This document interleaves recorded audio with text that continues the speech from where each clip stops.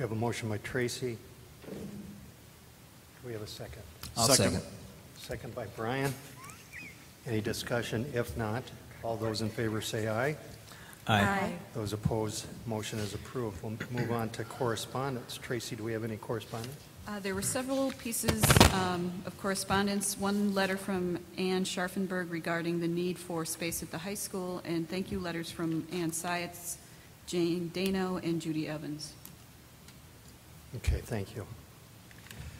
We'll move on to staff student recognition. I believe Larry's going to come forward and tell us about the wonderful spring sports activities.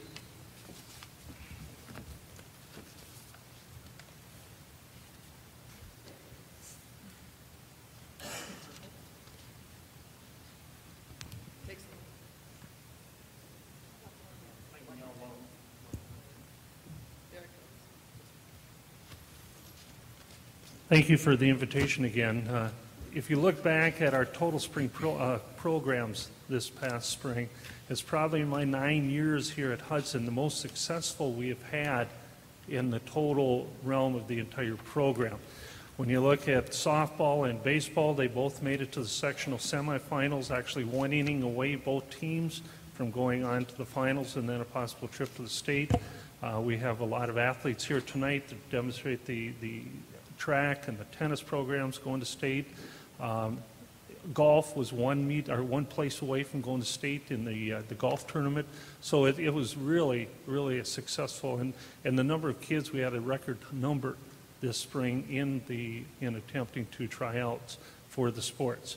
I want to introduce first the tennis team, Mr. Hilding.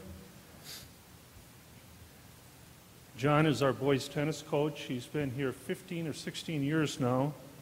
So he's been with us, and the program is continuously moving up. We're always one part behind Eau Claire Memorial, and I think as soon as we get some tennis courts out at the middle school, we can be in with them in the competition part of it too. Thank you, Larry. Thanks for the invitation to come tonight. It's my honor to be here on behalf of John Dahl and Nick Blum. John and Nick are active young men, so neither one is able to be here tonight. One is reffing youth soccer, and the other is playing in a basketball league tonight. But they proved themselves to be one of the top doubles teams in the western part of Wisconsin this spring. Just exceptional young men. They were second team All Big Rivers Conference. They placed third in the sectional meet and then went down and represented us in Madison at the state meet. Just real impressive. Equally as impressive, Nick is a senior this year, and he's on to the University of Minnesota to study engineering next year. So not only good athletes, but also great students and great people. So again, congratulations to those two.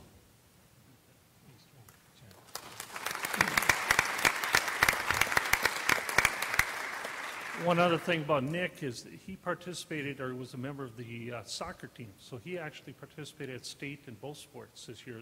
One of an honor for one of our athletes. Next, I'd like to call Steve Ross. Steve is our boys track coach.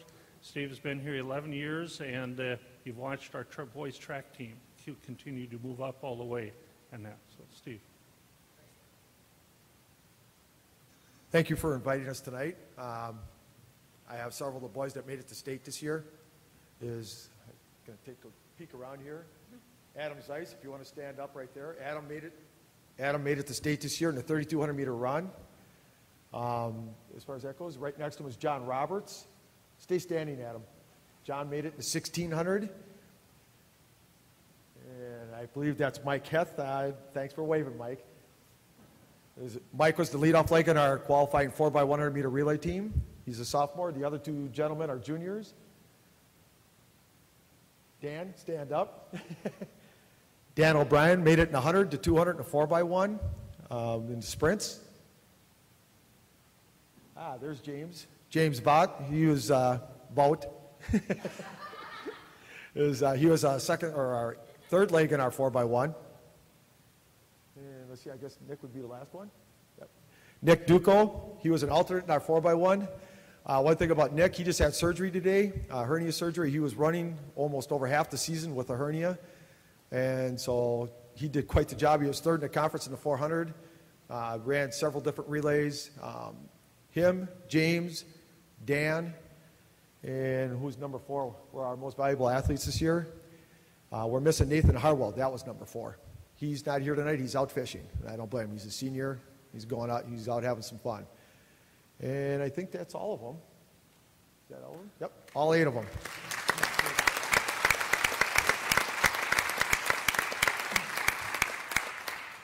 I think the highlight of our spring season, though, is the next team where they brought home, if you stop by my office, see the great big trophy. I mean, it takes 3-4 of the girls to carry it. And that's our girls track team with the state championship with Jamie Holm as their coach.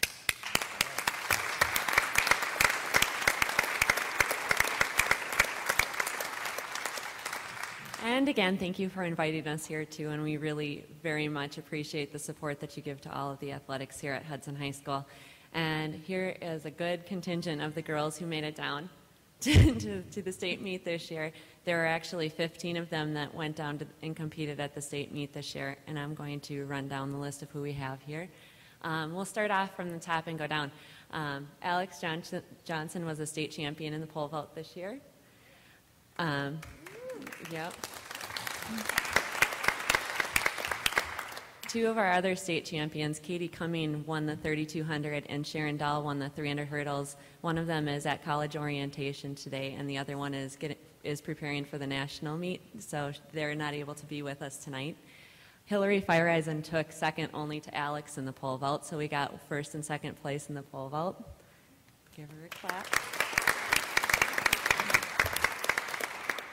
From our 4x800 team that got third place at the state meet, tonight we have Corey Vott, Carrie Wetstein, and Kristen Pelzel here tonight. Katie Cumming was also part of that team, as well as Ashley Iverson and Nicole Bruger. They got third place.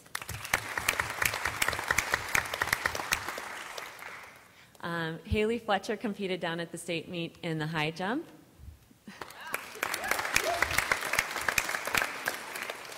And then we have a large crew of our 4x100 or 4x200 team that also got to compete at the state meet and placed 21st. Megan Zeiss, Rachel Sadoff, Alex Johnson, Jenny Bernstein, and Hannah Spott are here with us tonight.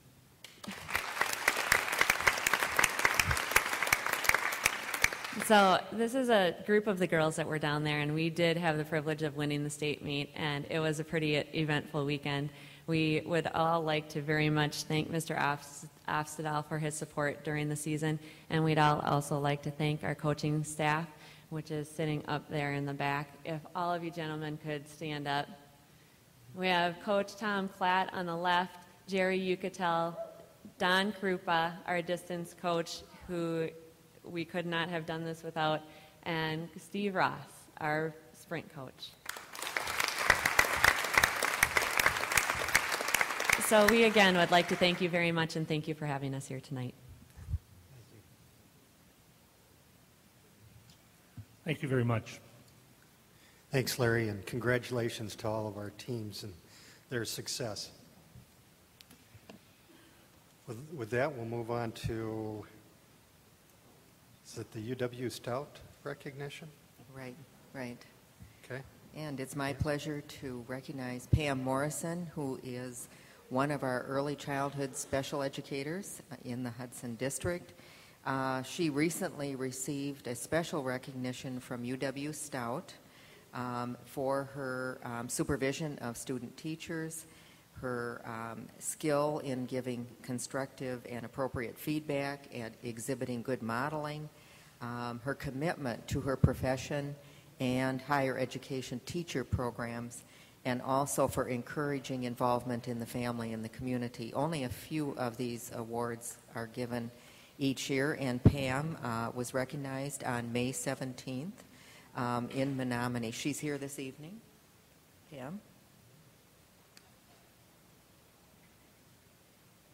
Hi, thank you for having me here today. It's always been a privilege teaching in Hudson, and I've always appreciated the support of the school board. Early childhood special ed has grown a lot in the last 8 years, and because of the board and the administration in the school district, we're really recognized in Wisconsin as one of the leaders in early childhood special ed, and a lot of people come here to see what we're doing in Hudson. So thank you. Congratulations, Pam.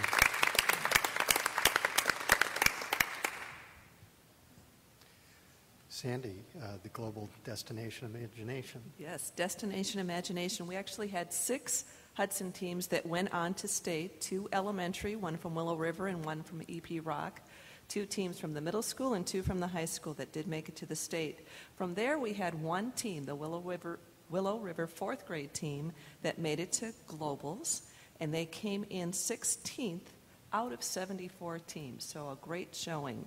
Their coach is Liz Mulanafi, and the members of that team are Natalie Wareham, Sarah Helene, Akinda Johnson, Catherine Draper, Zachary Offner, Parker Johns, and Clara Mulanafi. So congratulations to our 4th grade team that made it to globals.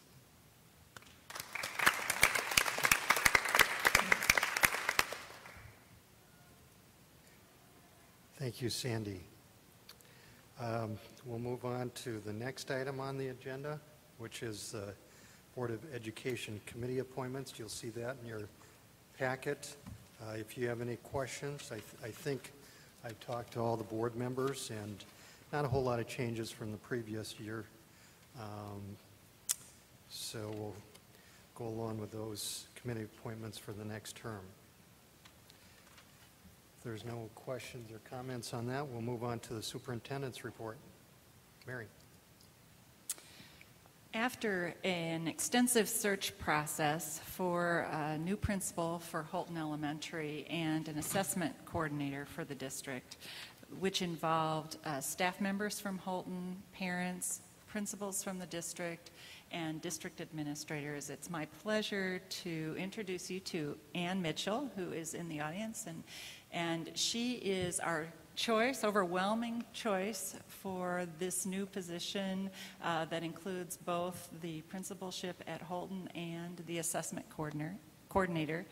Ann has been since 1995 the principal of St. Anne's Catholic School in Somerset. And she is well known in our area, in fact, well known by our staff.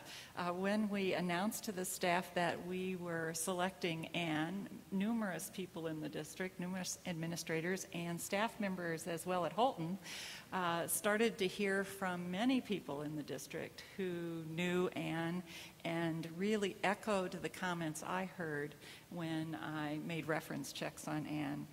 The staff and parents and even the superintendent from Somerset in the public school system were very complimentary of Ann's talents, her communication skills, her empathy, her caring about students and staff, her love of learning, and many other areas where she's very talented, and our search process identified that. We're very thrilled to have Ann join us, and she'll be starting with your approval. Her name is part of the consent agenda under the personnel report. And welcome, Ann. You'd like to address the board for a few minutes? Not a few minutes, but I want to thank you for this invitation to join you this evening. And I'm excited about the district initiatives. That's one of the things that drew me to Hudson. I've enjoyed meeting the administrative and leadership teams in Hudson, and I'm particularly thrilled about supporting and serving the Holton school community. So I look forward to your decision. Welcome aboard, Ann. Oh, I have to continue on here. I'm not done yet. We want to again thank the Education Foundation of Hudson, who has just awarded 10 grants to Hudson educators, both administrators and teachers, for a total of $22,965. That represents just, as I've said before, one of their many times where they've awarded grants, and they will be doing it again August 1st. So we continue to thank them for that. They also recognized educators and their role to support our children and help them learn and build their character through their Star Excellence Awards.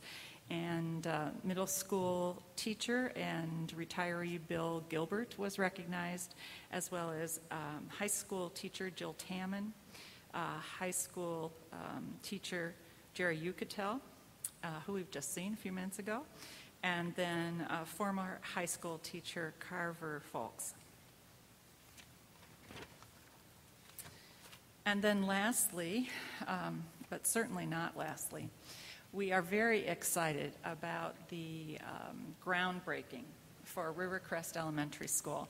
And so this is the program. There were some in the back of the auditorium for anyone who would like to join us. We've sent out a number of invitations, and we will be doing this in collaboration with the YMCA Camp St. Croix. Anyone who's interested in coming tomorrow evening at 7 o'clock, they will be parking over Camp St. Croix and then walking across the road. There is we have some golf carts available because of the camp for those that may be difficult to walk that distance to help with that. The Sheriff's Department is helping us with crossing the road and making sure that's safe. And so we would invite everyone to come and bring your shovels. It is going to be a community and family groundbreaking. So we're really looking forward to that. We're going to find out some more information about the progression of the design of Rivercrest this evening, and it'll be great to start that process and break the ground tomorrow. Okay, thank you, Mary. We'll move on to item number 9, the reports, middle school assessment work. Dan?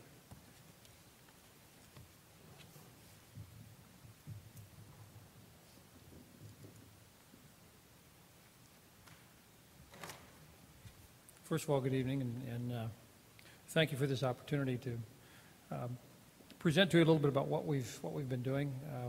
First of all, Mary asked me to speak, and I didn't think I was in a position to say no. I wasn't going to. So, when the superintendent says she'd like you to say something, I suppose you step up the plate and try to hit the first pitch. But she asked, I think, primarily because some of the work that we're doing is, I think it's pretty substantive, and I think it's really important to the future of teaching and learning, in the school district. We do have a PowerPoint, so if those of you sitting there would like to move a little bit.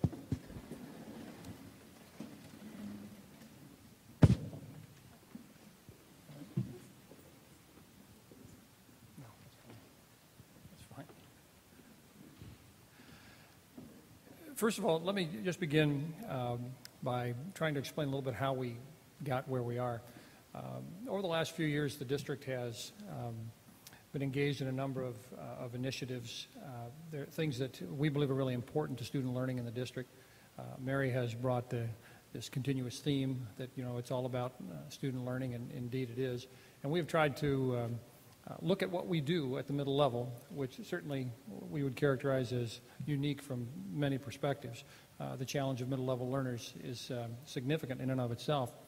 But partly what we've been trying to do is take a look at how we are proceeding to address students' needs as far as learning is concerned. Over the years, we began with a UBD process. We followed that with immersing ourselves in quality assessments. Next year, I think in year 3, we'll actually be sitting down and writing the assessments themselves. And looking at the results of that particular information. So we have a plan. We have been pursuing the plan. We have been trying to get closer and closer to sort of the nuts and bolts of what this is all about. Now, what you're going to see And it's interesting tonight because you got to sit here and applaud a state championship team, and it's a headline sort of activity. All right, it makes headlines, and everybody gets to stand up and shout, and they're very, very proud of what's going on. What we're going to give to you is something that's more akin to the kind of work they do on the track every night before they actually get to the competition down at the state meet. This is the, if you were looking at a Porsche and attracted to it by its beauty and its looks and its fine lines, what we're going to talk to you about is the gearbox and the transmission and various things like that, which aren't nearly as attractive sometimes, but they are essential to student success. So with that, we want to move forward here. We're going to go through a PowerPoint for you. And we simply going to begin it with this key question. And it's the question that we continually ask ourselves. It's one of our ultimate responsibilities, and that is the question of how do we know, they, the students, how do we know they know? We've been engaged in the teaching process. How do we know what it is that they know? The answer, there we go. We practiced about an hour ago, so we'll be okay here. But the key to answering the question is simply assessment. That's really at the center of what we're talking about, and what we learn from those assessments that we develop, the data that we get from it.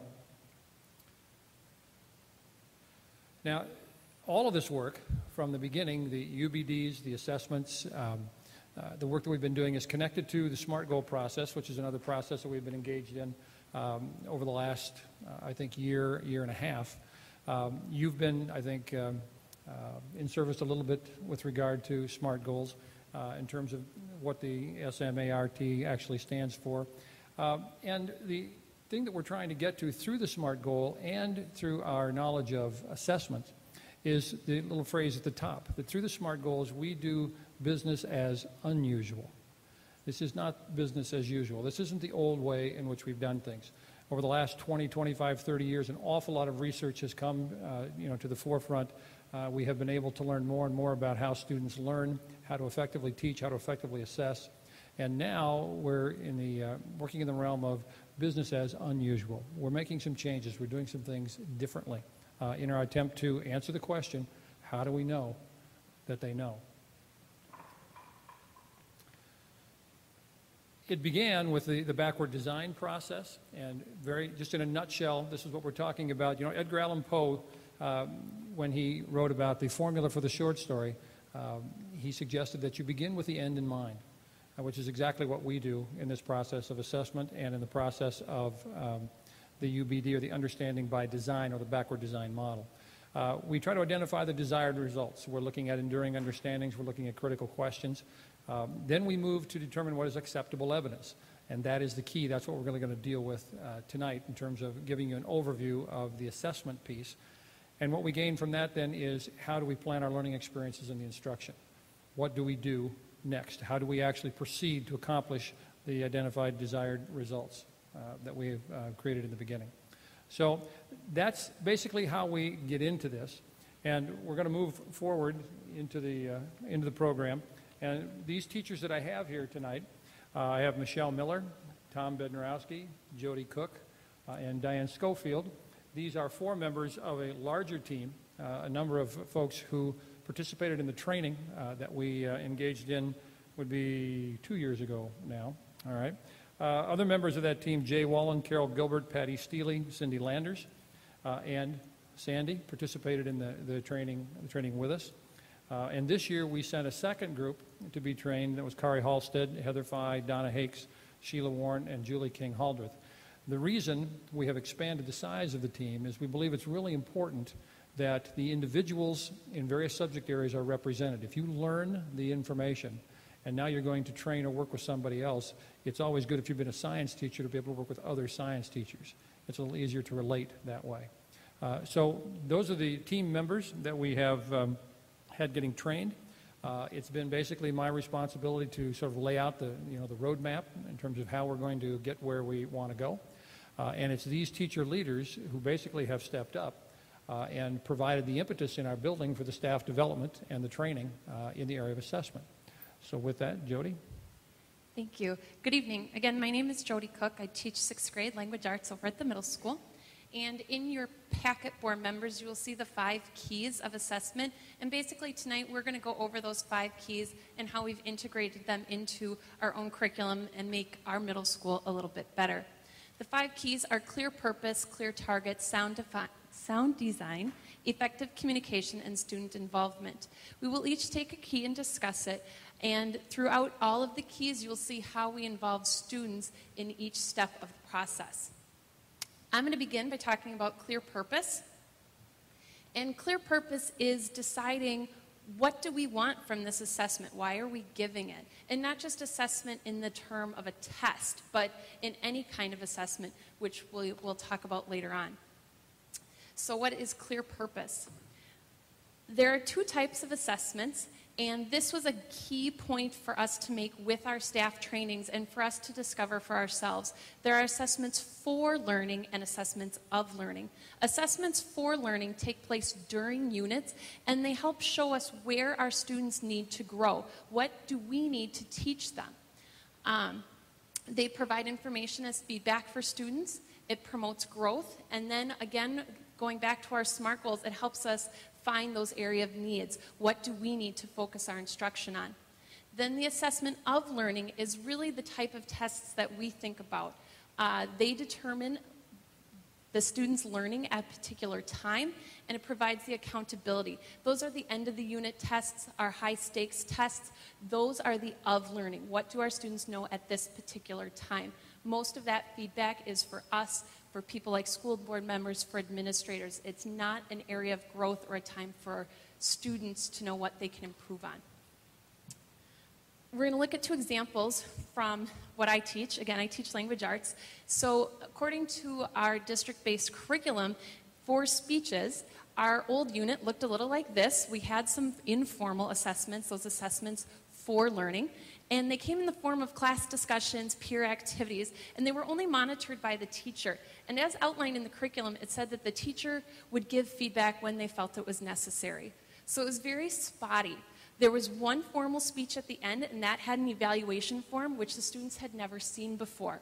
So these students were never given the chance to grow, to see what did they need to do better. They were never given a chance to experience a real speech before giving their final speech.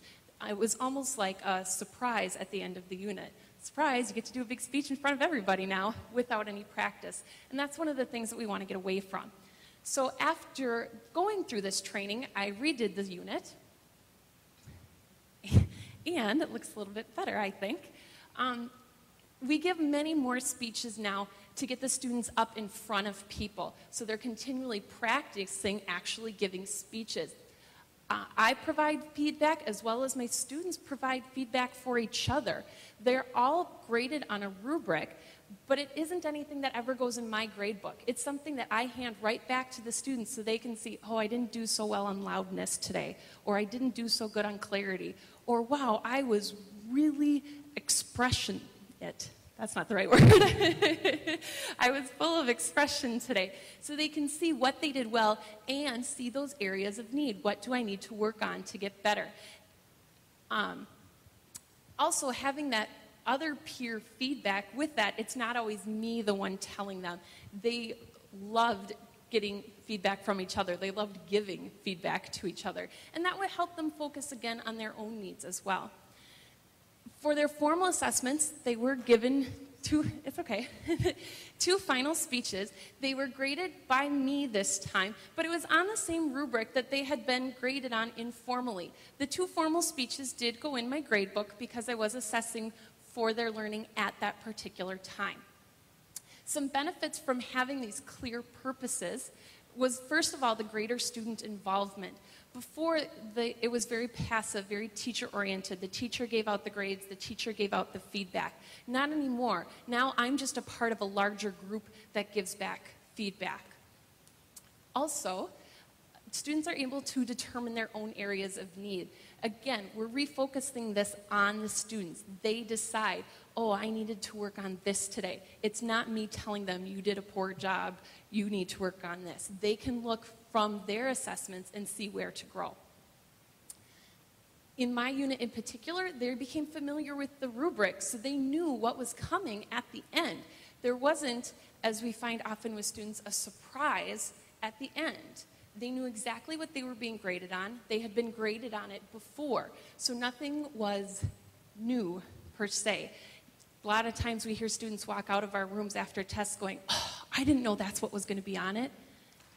That's not the case with this unit, especially in particular. They'd seen that rubric. They'd used that rubric on themselves. They'd used that rubric on their peers. So there was no surprise. They knew exactly what they were getting into. Yeah, so that's clear purpose. Next, we're going to move on to Michelle with clear targets. All right, I'm Michelle Miller, and I teach 7th grade English at the middle school, and I'll be talking about clear targets. Clear targets are anything that we would like our students to learn and throughout a unit or a lesson. Here, assessments reflect clear and valued student learning targets. We want to make sure that our assessments determine that the students have reached these targets that we have already predetermined. A learning target is any achievement expectation that we hold for our students. It is a statement of what we want the students to learn. Here's some examples that have to do with the language arts or reading unit. We want to make sure that students are able to recognize similes, metaphors, and analogies. They're able to formulate questions, make predictions while they're reading. That they're able to read aloud with fluency and expression. For years, teachers have had objectives in teaching. They had ideas of what it is that they wanted to teach their teach the students, but they were written by and only used by the teacher. They weren't used by the students.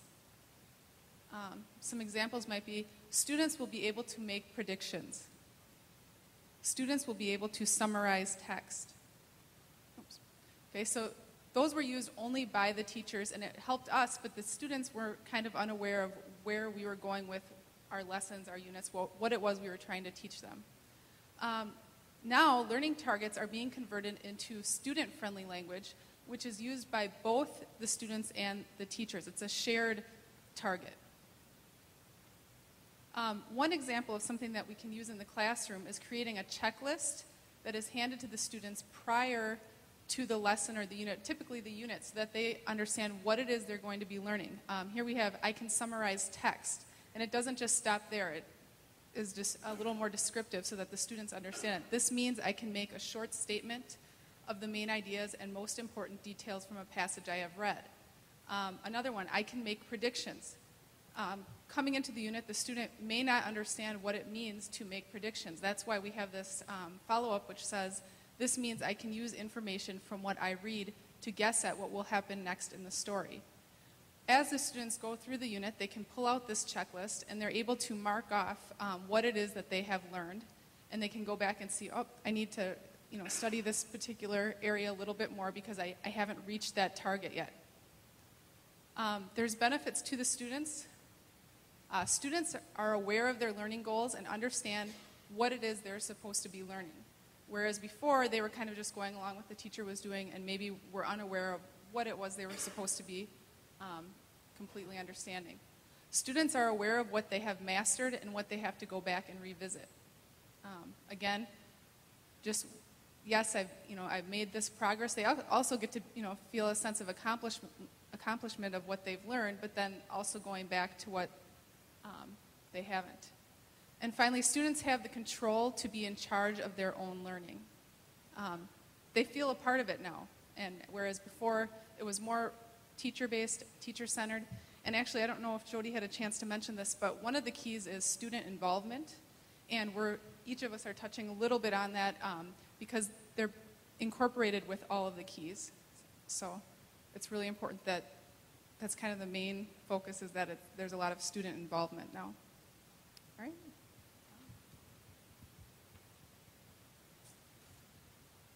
Hi. My name's Tom Minorowski. I taught 8th grade U.S. history at the middle school. I'm retired, but I'm here. At this point, you've just seen 2 of the keys. There's 5 keys. You've seen 2 of them. I have the 3rd key. But at this time when we were doing this at school, We've had a few in-services, and I think by this time the teachers are sort of buying into what we're trying to sell. And Dan had picked a group of teachers to learn this stuff. We spent weekends, I should say, in Neenah and Kimberly. So we were basically a team that was trying to sell to the teachers. And I think after they saw us for the first couple of times, they knew that we were dialed in and that we really knew what we were talking about, and that Dan was very supportive, and Sandy also.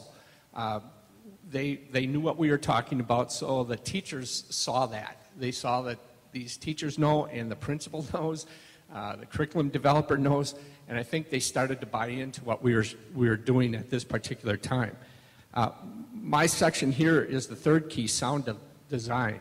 Learning targets are translated into assessments. I think that years ago when I started teaching, teachers sort of fell in love with one method of testing.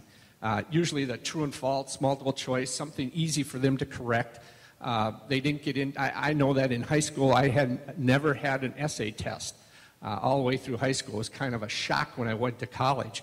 I think that when we started this sound design, we started to see that there are better ways of assessing. There's also the feeling sometimes from teachers going, aha, I got the student. We're not into aha anymore, I got the student. We're into letting them know exactly what it is that we want them to learn and then assess them on what they want to learn. With this assessment, the sound design, computers. I'm going to put all four of them up here so you get to see it. It's a little slow. There we go. The four assessments that types are, the first one, selected response. This is the one that a lot of us sort of are trained in, and a lot of teachers did, especially years ago. That's the multiple choice, matching, fill in the blank, maybe a little short answer. But we also have the extended written response, which would be the essay. And I think now teachers are getting more into performance assessment. We're getting into more of the project that would be maybe a scene of something. I know I do a Civil War project and they make a scene of a battle, or some kids even put plays on and film it, and some sort of product assessment. And it may show that they are skillful in some areas that before we never would have tested, especially on a multiple choice type test. And then personal communication might be question and answers, conferences, interviews, also oral examinations. And this is especially good for EEN students that, instead of giving them a written test, we can talk to them and see if they know what's going on. So those were the different things that we were looking at. And I honestly say that when we showed these to our teachers, they knew every one of these, and they used them. I think the middle school is really good at using all four of these assessments. I think it just reaffirmed to them that it was okay to do that. You don't just have to give a test at the end of the unit. You can assess them in other methods too. At this time in our in-services, what we did is we gave them scenarios. A scenario of a teacher, such as a French teacher, should she give a selected response test to see if they know their oral communications? Well, probably not. It might be a performance assessment, might be a personal communication assessment. So we did that with them. The teachers figured out which was the best assessments for their different skill areas that they want. You want knowledge, reasoning, skills, products, you name it. We figured that out. And once we did that, then we gave them a paper that assessed their performance or their assessments. And this is, I think, where most of the teachers are at now, looking at their assessments that they've made over the years and seeing if they are correctly put together. And I put the homework, or back in homework for you. In your packet, you had a test called France Panics. Don't know if any of you attempted to do it. How many of you threw it away? How many of you got frustrated? You could actually figure out the test. I think that a lot of teachers in the past gave tests that were something like this, not to the point, I can say I actually did it a number of times where you give a test in U.S. history and the answer can be found someplace else on the test. And that's testing to see if the person knows how to take tests, not the information that you're giving. And that's what this test was. This test, believe it or not, if you sit down and look at each one of these, you can actually figure out the test itself. You can actually do the answers. Does anyone have an answer for number one that you think is right? No one did it, right? You did. What do you have for number one? I had C for every response. Okay. It's good. That would have gotten you an F. You only got 2 right. But the deal, yeah, and a lot of students would try that.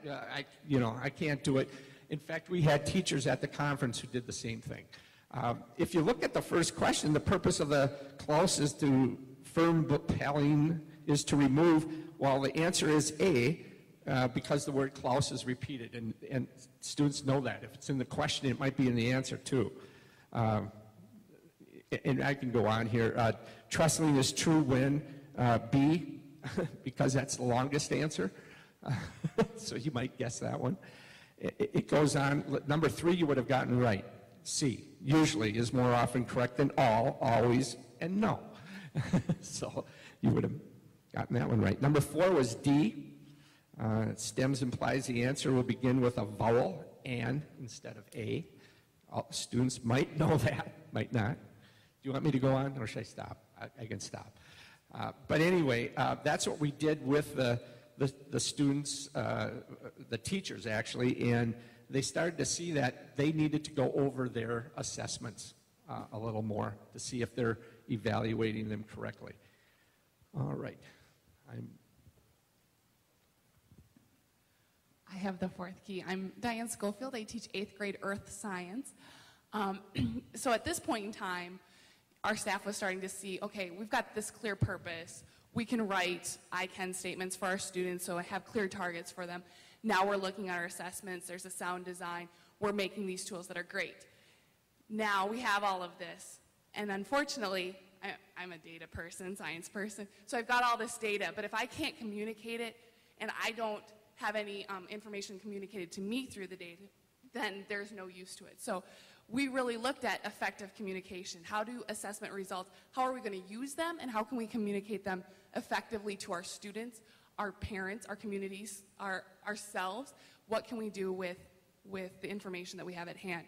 So effective feedback is important. So I have a little cartoon for you here. This is Calvin, and we'll try a little bit of our dramatic flair for you. So I'll be Calvin. Jody's the young girl. Okay. What's the teacher handing out? Our report cards. Our report cards? You know, our grades. Grades? We're being graded? Of course, dummy. What did you think? Don't we even get a few practice semesters? And this is kind of the point you've heard time and time again. You know, we don't want to surprise our students. We don't want students to all of a sudden go, oh my gosh, we're getting graded for this? I didn't know. What am I getting graded on? I have no idea. And so it's really important that communication is there. So at this point in time, we started to have a number of reflections. The first reflection was that increased accuracy of formative assessments. Jody talked about formative assessments, which are the 4 assessments. As we go along, the learning that's at hand, where are our students, and for our students, where are they at in their learning process? And we need to increase our accuracy of being able to tell our students exactly where they are in this learning process. The other thing that we realized was that we also need to increase our descriptive feedback and reduce our evaluative feedback. And descriptive feedback is simply things like rubrics, like Jody talked about, as well as, a conversation up here, a one-on-one student-teacher conference about their work at hand. Also, instead of just a check mark, what did that student actually get wrong? Where an evaluative feedback is kind of typically what we think about when we think about grades and we think about feedback. We think of the smiley face. Well, what does that mean? Or the A. What does an A actually mean? What kind of learning actually happened? And so we need to increase our descriptive feedback. We also need to increase our student involvement. it is important that we understand our data, but if our students do not understand what this means for their learning, they've been involved with those targets, they've been involved with the purpose, and they understand that. But if they're not involved on the communication part, then suddenly all that work suddenly has no meaning to them. So they need to be involved as well. So we started to ask some questions about what is the purpose of grading. And so from our reflections, we began to look at things like what information is being communicated through the use of our grades. To what extent are our learning targets the basis for the grades assigned? So that not only do we as teachers look at those learning targets that we have and where do those grades come out of, but also for our students as well. And then are our grading practices aligned with learning targets? So are the grades actually aligned with the learning targets, or are we actually throwing in some targets here and there within our assessments that we haven't addressed at the beginning of the unit or we haven't addressed through our instruction? So I have a little example for you. Like I said before, I don't expect that you can read this. I teach earth science, and something that's very important to me is that my students have a basic understanding for lab writing. Not only being able to go through the process of coming up with a problem, having a hypothesis, doing an experiment, gathering data, and having a conclusion, but be able to communicate that whole process to other students who may be doing the same experiment or looking at the same type of stuff. So I started out in my first year of teaching, I did what was called a seismic slammer lab write-up. I had the students participate in a seismic slammer lab, which is making earthquake buildings. It's lots of fun. They really enjoy it. And then they had to do a lab report. They had their notes to take from that, and they wrote a lab report. They handed in. That was their final assessment. I took them all home, 140, graded them, wrote comments here and there, gave them A, B, C, D. And after going through this training, now which last year was my second year, this is my third year, I realized through all of this, wow, I really missed telling my students what the target was and exactly how they need to write a lab report. And so I went back and I actually put together this rubric, which I gave to them at the very beginning of the year, so they had an idea of what kind of things I was looking for within a lab write-up. We practiced throughout the year. This is a final assessment that would be towards the end of the year. When we started the actual lab, they were given this rubric. They knew what was coming before they started building their buildings. They built their buildings. They did their lab write-up. They gave a draft. I graded it off this rubric without putting it into my grade book, handed it back to them. They rewrote. They had a peer-to-peer conference where they used the same rubric. Then they then again went back, rewrote, and handed in their final submission. And at that point in time, this is what I used for my final assessment. And the changes in the type of product and what my students were able to do was just mind-blowing to me. And I really felt like, wow, this just really set me up. And my students knew exactly what kinds of things they needed to continue to work on and where it was, what learning targets they missed, or where they exactly got graded on. So I will turn it back over to Dan. Okay, so we're wrapping this up at this point, which when we come full circle, we're once again back to the question of, how do we know they know? This is the question that sort of haunts us all the time, and it's professionally an important haunt. This is a question we want to continue to ask. How do we know they know? We want to continue to address that scenario as often as we can. So in a nutshell, we've given you quite a bit of information as quickly as we could about some things of which you may not be familiar. But what you need to take away from this is really we're engaged in a process. The process has emanated from what we've determined to be district essentials. We've adopted understanding by design as the template for devising our units. And at the core of that is the various assessment processes that we go through to try to determine what it is that students have actually learned. It's been challenging. It's been a lot of fun. I think that collectively together we established our expectations.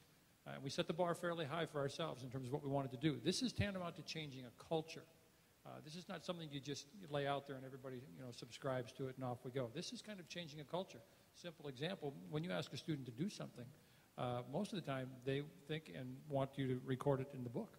They think it's something that should be graded. The formative assessment piece is part of changing the culture a little bit. Not just for students, but for teachers as well. It guides instruction. It helps indicate where students are being successful and where their needs are. So this is a challenging and time-consuming activity that we're engaged in, but it's fundamental. It's critical. It's absolutely essential to the work that we're trying to do. So the formative assessment piece is very, very important. It's a different way of looking at the entire process. It is indeed changing the culture. The summative assessments are the things that we've all experienced over the years. You've taught the unit, you've gone through the activities, done the engaging types of strategies, and then you give this test to see if they've got what they've got. And then the third piece is something we haven't really addressed, but it's called common assessments. And this is sort of a check on ourselves. A common assessment is a singular assessment that is given. For example, in the middle school, we have 3 houses at each grade level. The 3 6th grade houses might develop a common assessment, a single common assessment that all 3 houses would take. That would yield data with regard to strengths and weaknesses of the curriculum. It would reveal data with regard to strategies and activities that teachers have chosen to be effective in the classroom with their kids. The common assessments play a very, very important role, and we're moving in that direction. As I said at the beginning, it began with the UBDs. We are now immersed in the assessment process. This next year, the staff will be engaged in actually writing the assessments and analyzing those assessments for appropriate data. It's professionally, it's very exciting. And I was a little tickled tonight because Tom, who has retired, is here because he's committed and believes in what we're doing. He's part of the leadership team that we put together. This is a great group of teachers to work with. When you pick certain people or certain people volunteer to step up and bear the burden for this type of thing, they immediately are recognized by their peers as leaders in the building. And we have more and more of those teachers emerging at the middle school. So with that, I would say if you have any questions you'd like to ask, we were allotted 15 minutes, and I'll bet we went over that. But Mary has come to know that's probably typical of me most of the time.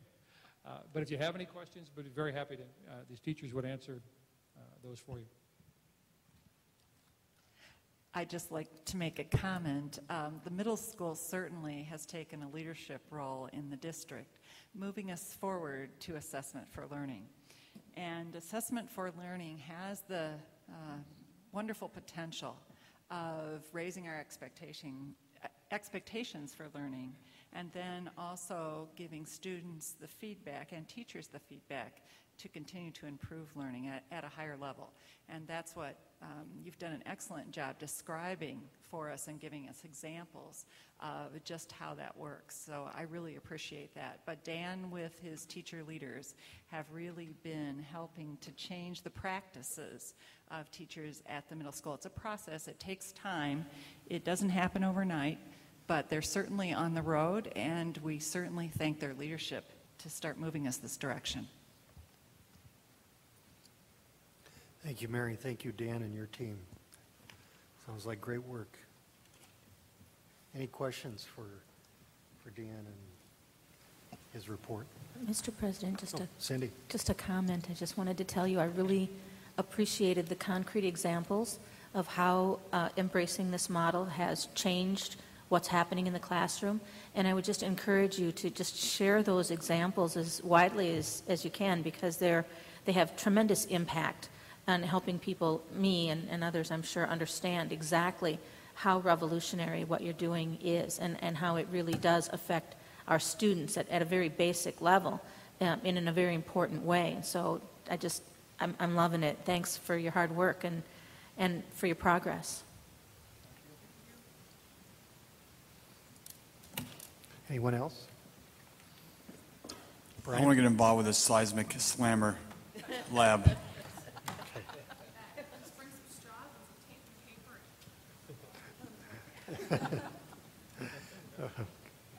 Okay, we'll move on to 9B, the Rivercrest Elementary School design. Mary?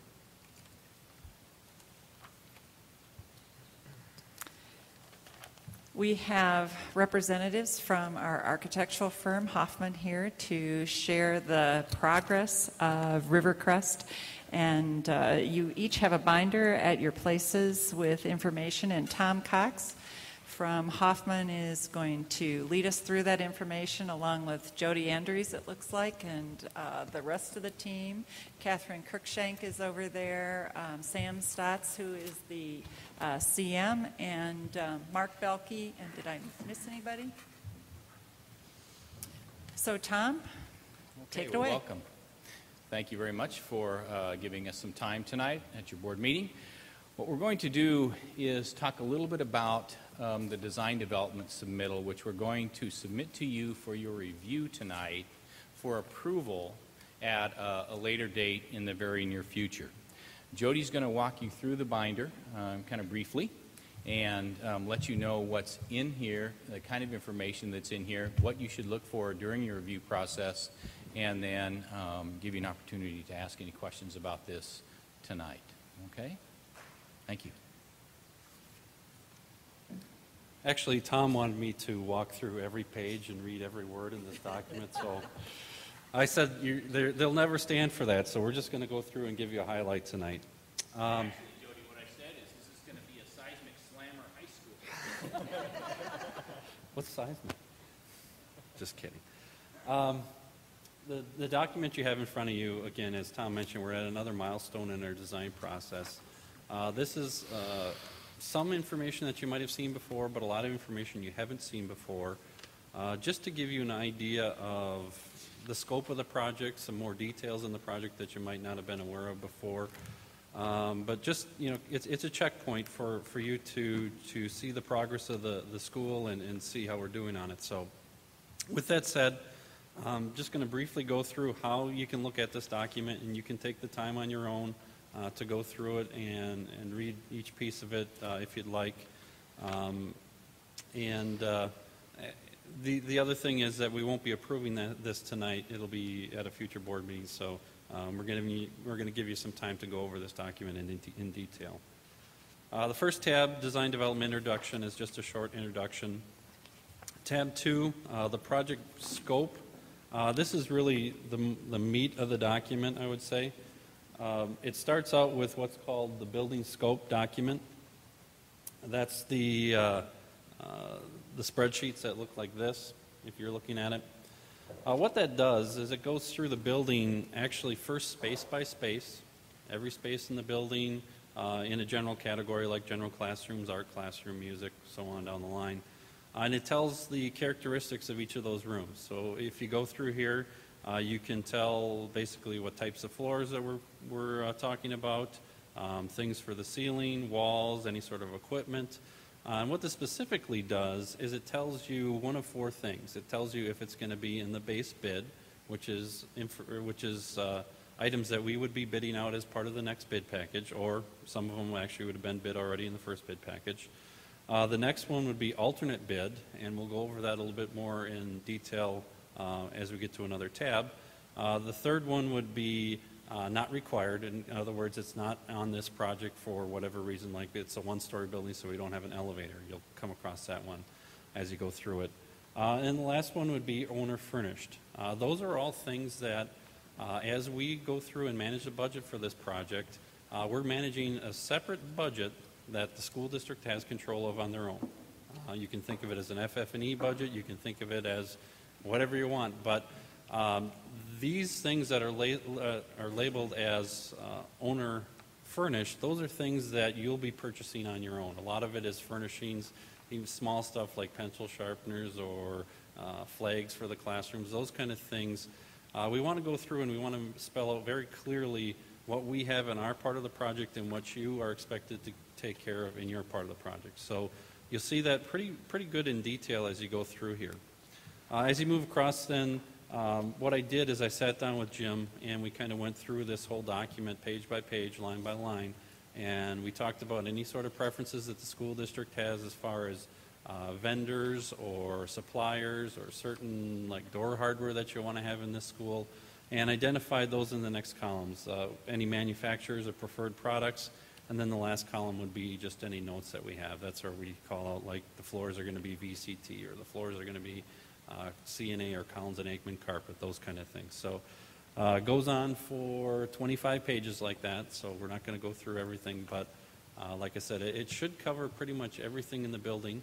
But the 3 or 4 things it doesn't cover are in the next sections right after that. Those are things like the fire protection and plumbing systems, the mechanical systems, the electrical and technology systems, and then any sort of sustainable requirements that you would have. So as you go through the rest of the information behind this tab, you'll see what we're calling cut sheets. Those are actually catalog sheets out of like a plumbing catalog that are going to show you pretty accurately what you're going to get for toilets or for sinks or for a lot of items that are going into any of those 3 categories. The last tab that I want to, the last part of tab 2 that I want to talk about, if you turn way to the end, we're covering again sustainable initiatives or sustainable requirements for the project. The first part of that last section is information that you saw in the schematic design submittal. But the last 2 pages, it may look familiar to you. This right here. Oops.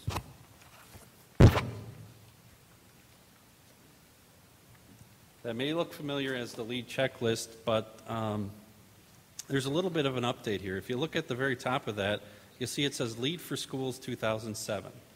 This is actually something that you're going to be covering a little bit later in the board, but I thought I'd touch on it a little bit now because the USGBC has actually come out with a new rating system specifically for schools. That's why, as it says there, it's Lead for Schools. I believe the voting for that was actually just in April of this year. So they've just approved this.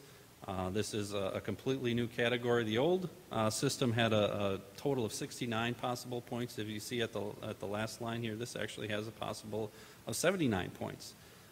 They're tailoring this specifically for schools.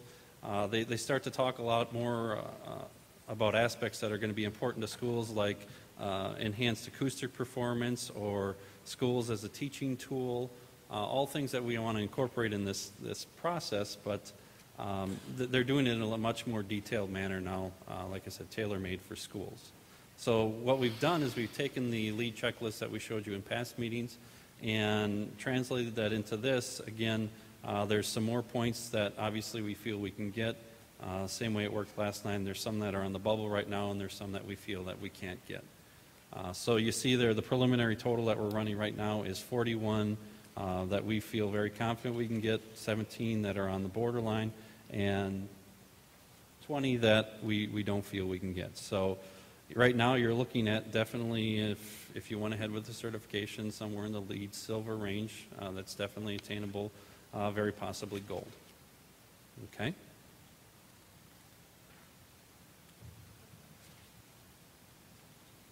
Question? Yeah, it's just a numbers question. On that page that you were just talking about, Yep. under indoor environmental quality, 20 points, it only adds up to 19 on the left, and I don't see where that 20th point went or came from.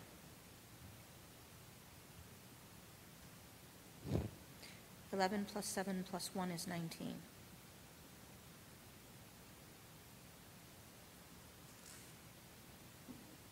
I think what we did there is actually missed.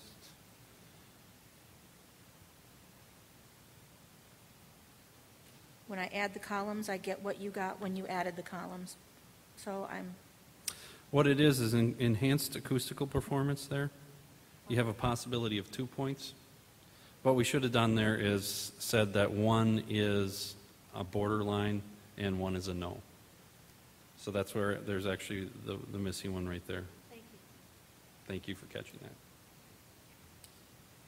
Any other questions before we move on?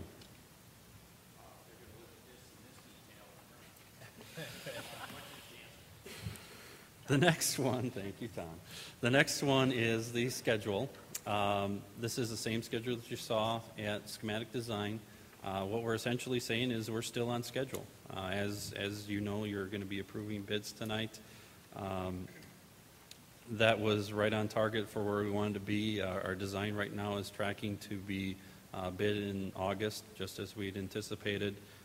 Obviously completion for fall of 2008. So there really hasn't been any changes there. Nothing that's upsetting the apple cart by any means. So we're just going to keep plugging along with that. Item 4, or tab 4, Current alternate bid items. Basically, as the little explanation says there, as you go through a project, we want to try and accommodate everything that you want to do as a district for the school. There's some things that we feel that may be outside of the scope that we still want to design and get a price for. So if things come in favorably, you can perhaps consider doing those as part of the project. So what we like to do at this point is start keeping a list of things that we identify as alternate bids. The first couple there you can see were already bid in bid package 1. That was for some installation of infield mix and then paving on the walking trail around the site. The three that we identified for this coming bid package so far, and this list will continue to change as we expand, would be the irrigation system for the grass areas immediately adjacent to the school, sod in lieu of grass seed immediately adjacent to the building. These are all requests that Jim has made to help him maintain the building a little bit better. And then the last one, provide aluminum frame insulated wind units in lieu of wood windows. We're base bidding this for wood windows, operable wood windows, which I'm sure you're all familiar with why, but we also typically do aluminum frame windows on schools like this, so we want to have that as an option for you to consider if need be as we get the bids for bid package 2 in. Okay. Tab 5 is the current budget. Again, there hasn't been a lot of change. We still feel that we're tracking on budget for this project. We're still maintaining all the contingencies and all the allowances that we talked about up to this date, so nothing's really changed. Not going to get into too much detail on bid package 1. You'll be covering that in a little bit, but those costs have all been entered into this now, and the bottom line is we're still on budget. Tab 6, this one you might find a little exciting. The first 3 pages there are the latest renderings of the school. These will be featured very prominently at the groundbreaking tomorrow. We'll have those set up on easels on larger format. I'm sure you're going to request those to be put on your website too, so we'll provide you with the information for that. But after those 3 renderings, which show different angles of the building, and this is all current based on how the design is actually of today, and the materials that we've kind of preliminarily picked out for this building, the colors, the textures, those kind of things are all reflected in these renderings. Nothing's final yet. We're going to be talking tomorrow, for instance, on some of that information, comparing these to real-world materials that the committee will be seeing as they start picking the final colors for this building. But what's after that is basically all the drawings on 11 by 17 to date that we have. Again, there's a lot of them there. They're going to start to get into a lot of detailed information that we're not expecting you to completely understand, but it's there. If you care to go through it and have some questions about it, we'd be more than happy to answer those questions at any time. But it's the information basically to date that we have. So any questions?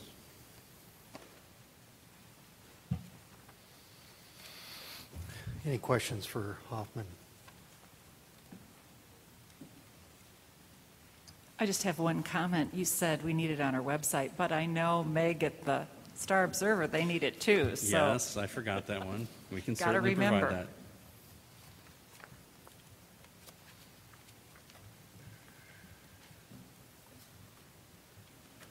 I think the design itself continues to progress, and just looking at the exterior, and I saw it for the first time tonight since our last meeting, and it certainly has moved quite a ways.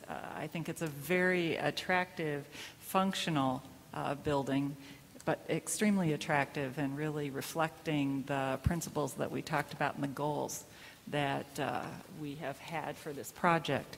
So I really compliment Hoffman, and I look forward to more of our community seeing these designs tomorrow. Thank you.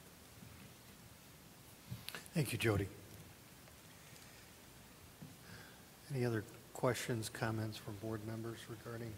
It's quite a bit of information. I know I'll spend some time reviewing this after the meeting. So we don't have anything else from Hoffman. Tom, is that? Right at this time, there will be a couple of other additional items we'll be addressing later in your agenda. One will be the lead certification process, and then the presentation of the bids from bid package one. Okay, good. Thank you. Thank you. We'll move on to topics for action. We have a list of consent items there. Personnel, expenditures, service agreements. So I'll entertain a motion for the approval of the consent items.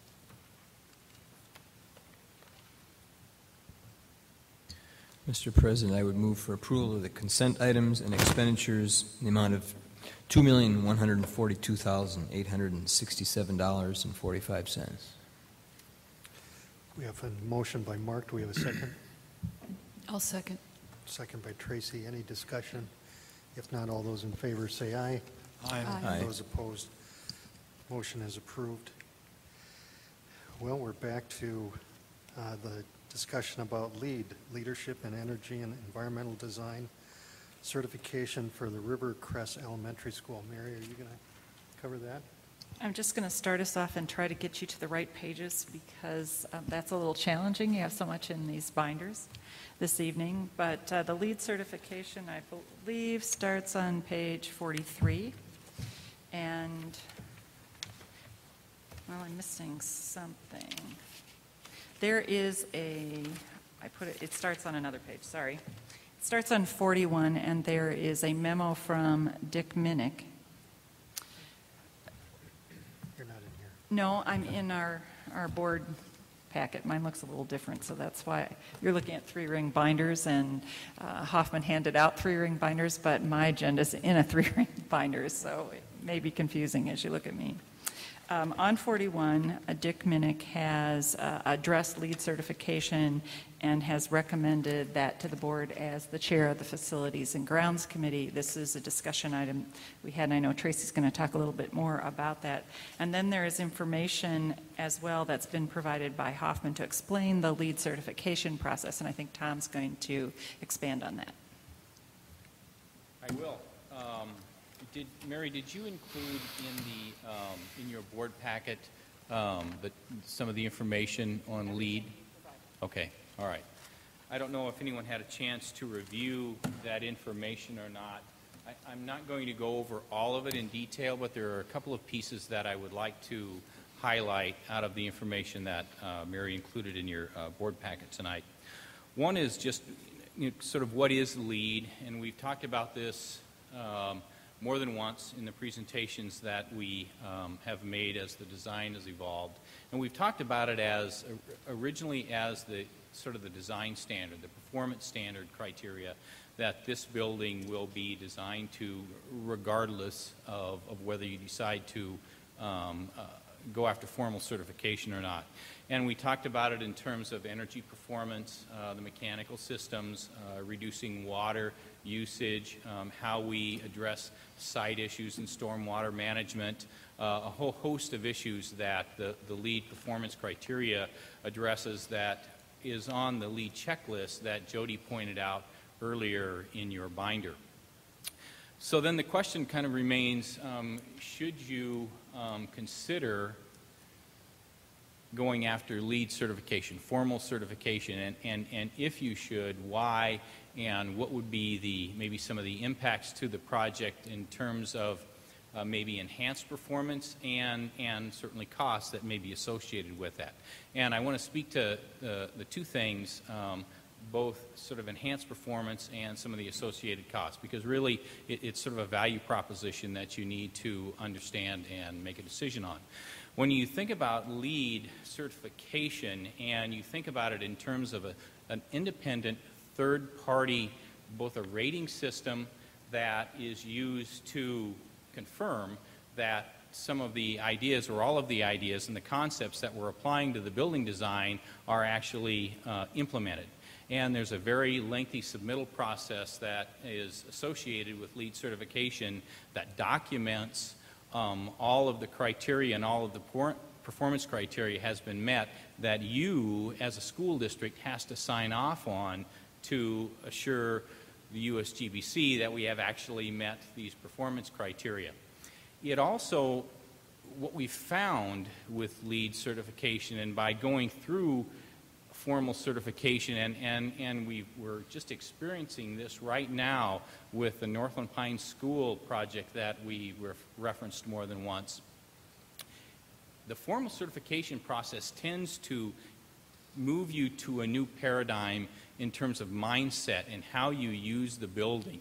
As we have gone back and sort of gone through a measurement and verification process with the Northland Pines building, we found that the formal certification process has caused the staff and certainly the facilities people to look much harder at how the building actually operates and performs in order to make sure they continue to and improve the performance criteria that was just set. So for example, at Northland Pines, there were Johnson Controls came in, they set all the data for the building on how the building would perform, night setbacks, temperature controls, all of those kinds of things. Their facilities person just has not been happy early on back in the sort of November, December time frame with the performance of this building. We came back in, did another double check, found that there were some things that weren't operating correctly, were able to make those changes. He came back and made some additional behavior changes in terms of how he's using lights, when lights are turned on, that kind of thing. And they've been able to reduce their operating costs in terms of energy costs even more than the 40% targets that we were trying to achieve. And so the certification process just in itself creates a mindset behavior change that allows behavior change to take place. And we expect exactly the same thing to happen with this building. Additionally, it is the idea of formal certification demonstrates to the community that you as a school district truly are living and walking the talk of being able to district that is promoting all of the values that you do promote in school, whether it's energy efficiency, wise resource use, environmental concern. This really is a public demonstration that you have achieved those ideas. And what we've done, our pledge to the school district is that we are going to look at formal certification, which the cost impact of the project could be as much as $120,000. And that's not capital construction cost, but that's the formal certification, mostly including, or a big chunk of that, is the commissioning process, which is the independent third-party review of the system analysis that takes place, but that we would find the money to pay for certification process through a number of different ways, whether it's grants through state agencies, foundation grants, and savings just from the project design itself, so that the cost impact to the project would be low to zero at best. So that's really kind of the information that I have right now. I'll be more than happy to answer any additional questions that anyone might have. Board members, Brian? I have a couple. When do we need to make this decision if we're going to go through this process? Could we go raise some money first before we did it? I don't think there's a need to raise money before you do it. Again, we're really going to try to find most of the cost of this within the project itself. And there's a time issue that we're dealing with. In order to achieve formal certification, you really need to start as early as you can in the process, because LEED requires very early documentation of commissioning ideas and design ideas. And so the longer that we wait to decide whether or not we're going to go forward with this, it just makes it harder, actually more work on our part, to achieve the formal certification. Yeah, when I say raise money, I'm talking about grants and things like that. So under full disclosure, are you financially incented to get our building LEED certified? Not in any way. None. In fact, if anything, we'll spend more money than it costs us to actually do the process, I'm sure. Mr. President, if I could. The Northland Pines School was just LEED certified, is that right? Yes. And how close did we come on that project as far as having the certification process paid for? It was, I'd say, maybe 40 to 45% funded by outside sources in that particular case. Okay. And that's not true. I would say maybe about 60% actually would be the actual figure. Okay, and we're speaking of the grants, yes, et cetera. And then is it anticipated that Northland Pines will also yield some cost savings in operation of that to again pay for the bulk of the... They're already doing it. They're documented costs. Okay. So, absolutely. And Northland Pines achieved LEED Gold, and Northland Pines was the first LEED Gold public high school in the nation. Tom, just for my benefit, if no one else, it's possible to design, to spec out this building, to do everything required to meet LEED certification without getting the certification itself, correct? Absolutely. And we could also follow some performance criteria and objectives after it's built to make sure that, you know, the building fulfills all of the sustainability and everything that it's supposed to do as a environmentally friendly, sustainable building. And that's true up to a point. The thing that you would miss is the commissioning process, which again is what a large portion of the cost of LEED certification goes for. That commissioning process would, if you were going to still do it and not certify, is still an additional charge to the project and could be as much as $60,000 to $70,000. So that piece would not be part of the design component that you might be speaking to. Okay. If I could interject, because the committee talked about this at length and really looked at LEED beyond just the design and really looked at this as being a process that would help us in the performance of the building and specifically talked at length about the commissioning and how that is imperative to having this building operate. I'm gone. To operate. Is yours working? Nope. We're done. That's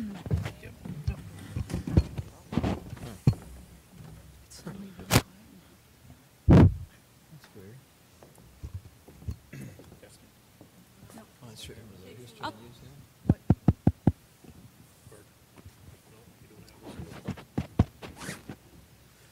Well, it looks like anybody who wants to hear, if you can't, you gotta move on down. Stand up and shout, Tracy.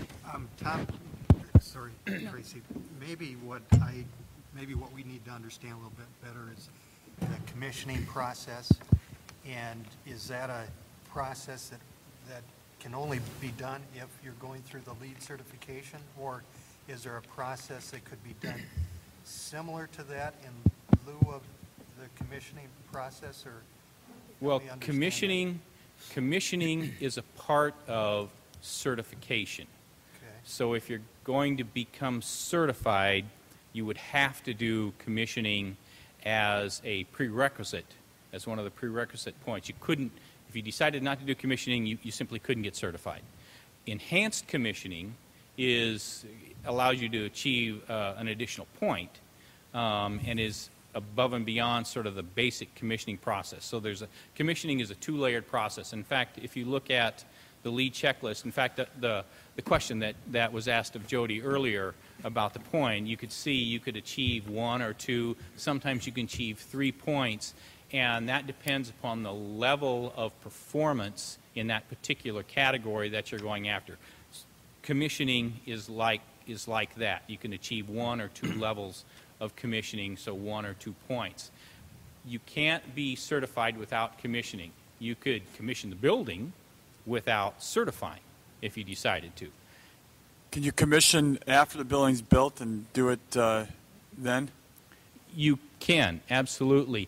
But commissioning has its true benefit when it becomes part of the design process and follows the project all the way through, because it dictates that there is an independent third-party group, somebody that's not associated with Hoffman at all or the project, actually coming in and looking at a wide variety of systems and operations, first understanding what the performance criteria is that's been laid out at the beginning of the design process, and then following that design process all the way through construction and post-occupancy to ensure that all of those performance criteria are met.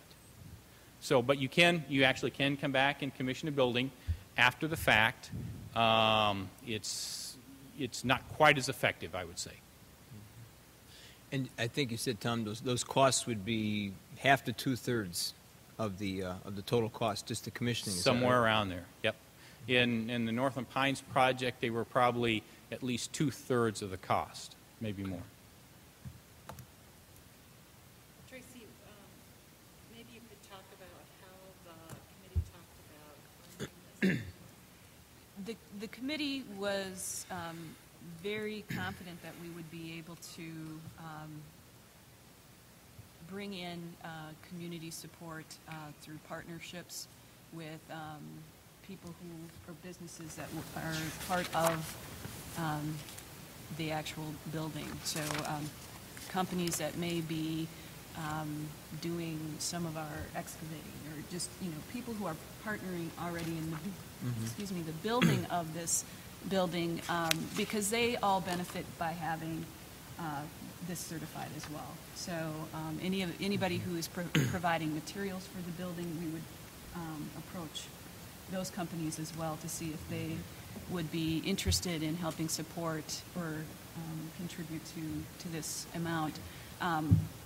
It would be a building in this area with this level of certification, a bonus to many of the companies that are working on this project. And so we are fairly confident that, very confident that we would find community partners. Well, and I think Tom Holland, who sits on our board, who is one of the drove of fundraising for the YMCA, and has very significant experience in that area, and he thinks this will be very easy to do. So if he's not here, obviously, to express that this evening, but that was something that he did express at the committee, and was very much behind this, as Dick was.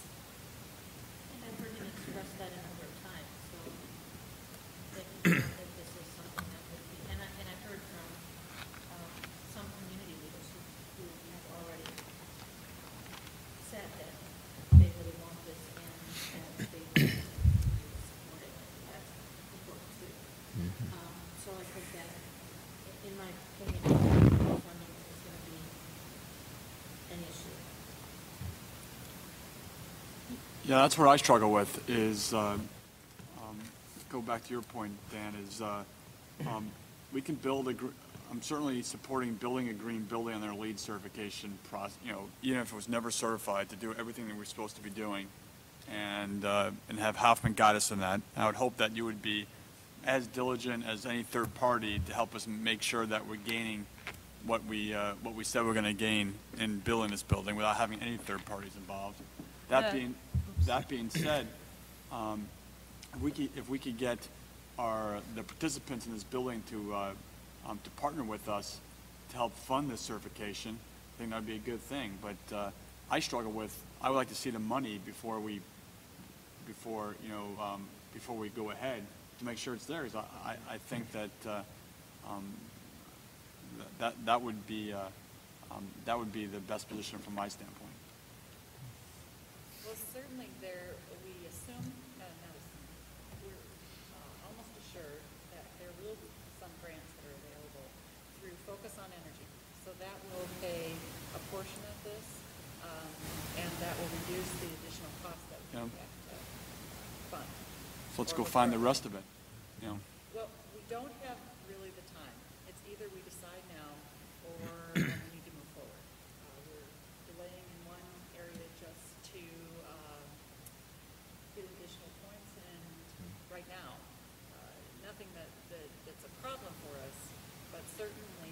that this decision has to be made this evening. Well, We do have a budget for this project.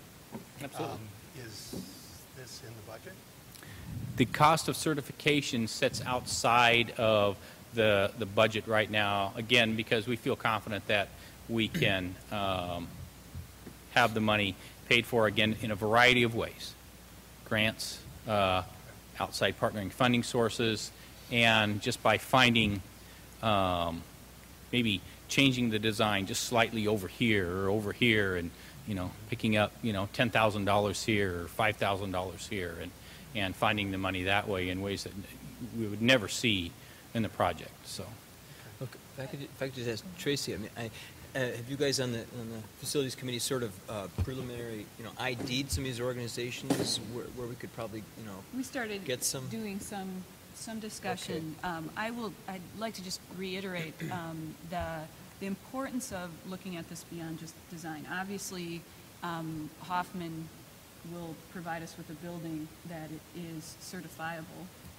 That doesn't sound right, does it? depends on your context, I guess. But it's really, the certification process is really about the performance of the building and the benefits that will come from that commissioning process. We can have somebody come in later at a cost. The whole process of doing this certainly stands to benefit us in the long term as far as our expenses for our energy savings, our water savings, all of that. I mean, it's critical to have this building perform at the level it can perform by doing this. And I've got to believe too that the pursuing the LEED certification has to be a great, I guess, marketing tool for this, because I got to believe a lot of folks won't be interested in contributing money if it's not going to be a LEED certified building. I mean, it's sort of a selling point, is it not? Mm-hmm. Correct. So, correct. yeah. I mean, I guess. No, I was just going to say. I mean, I guess I feel pretty comfortable that we probably can come very close to recouping those costs. And of course, we just have the example of Northland Pines, which we've been told is pretty much has already made up their costs. So I think there's some intangibles too to having this just as a public relations tool in the community as well, to be really in addition to talking the talk or walking the walk of environmental sustainable buildings. So.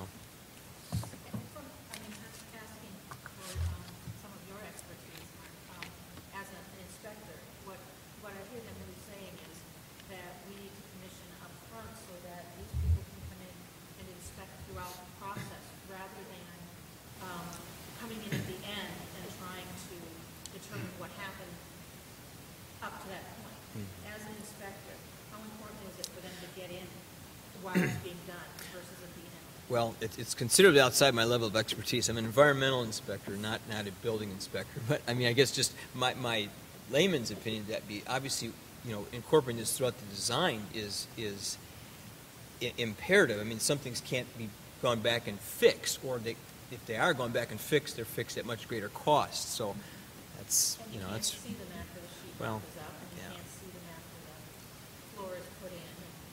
So after the cement is poured over it, those kinds of things. Tom, is that true that throughout the process, that's part of the commissioning work? That's the point. That's actually the point of commissioning, is to follow the process from the very beginning. We'll sit down with, as soon as you tell us this is what you want to do, our next step is to sit down with the commissioning agent, review all the performance criteria of the building, and then they go through drawing reviews and actual building reviews as the project is being built to make sure that, number one, the project is designed to meet the performance criteria, and then is being built to meet the performance criteria, and then it's measured post-occupancy to make sure it is. And that's the real benefit, is that post-occupancy piece, because once you can come in and there has never been a building built. We've never built one, and I don't think anybody else has either, that doesn't have some kind of issues that, if you can uncover them after the fact, your building performance in terms of either air quality or energy performance, which drops right to the bottom line of your operating costs, can't be improved through this post-occupancy commissioning process. That's where I think the real benefit lies to you. Sorry. But we can certify this building after it's built. It can go through a certification process. And a commissioning process after it's built. Oh, I'm sorry, it can't be certified after it's built. No, it cannot be certified after it's built. But it can go through a commissioning process. But I think the point is actually the correct one.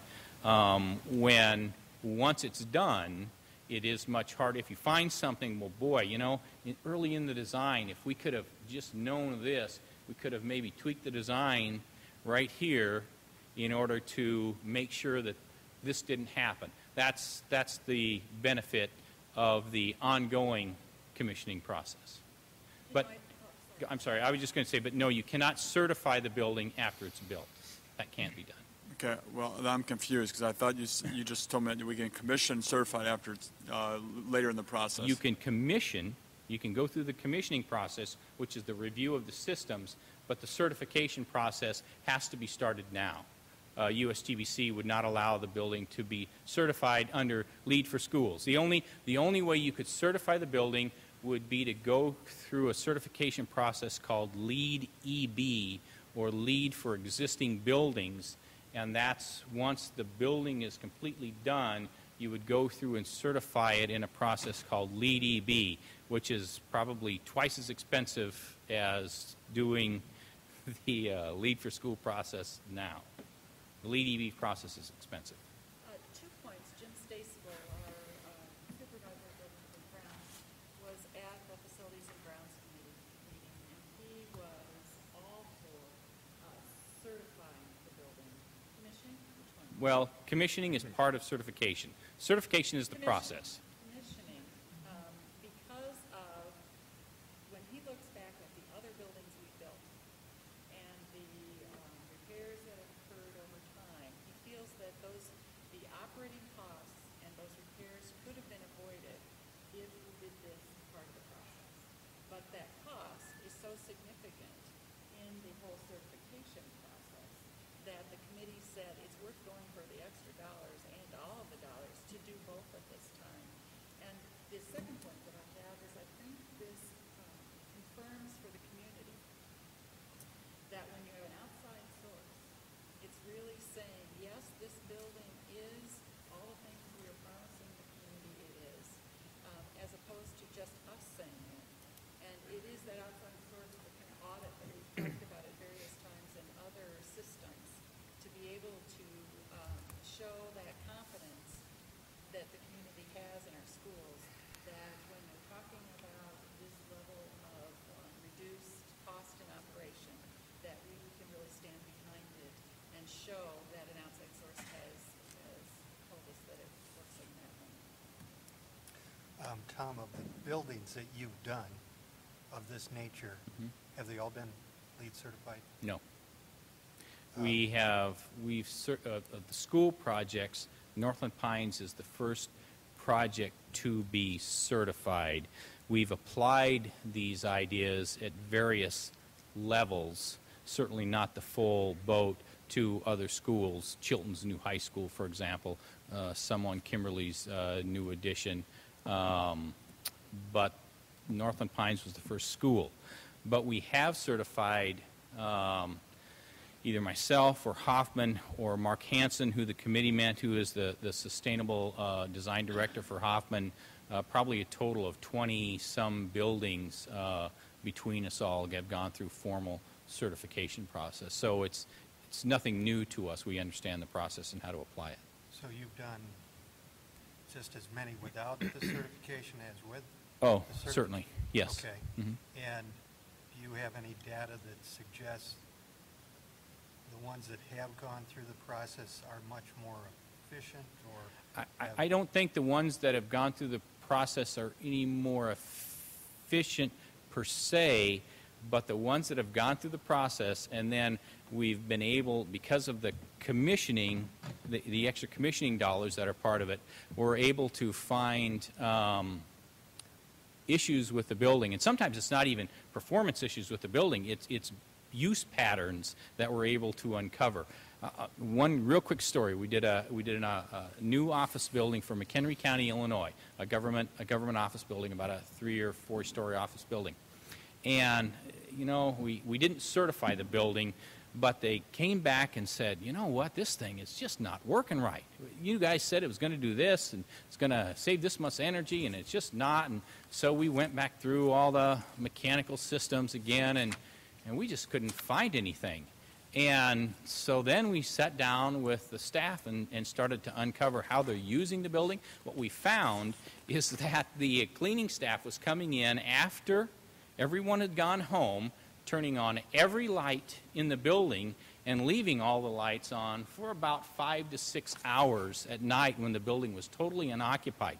Once we were able to make that behavior pattern adjustment, all of a sudden their energy bills dropped right down to where the building was modeled, and we were able to save it. So again, sometimes it's just uncovering that post-occupancy use idea that can help you save energy and operational costs. Okay. Any other?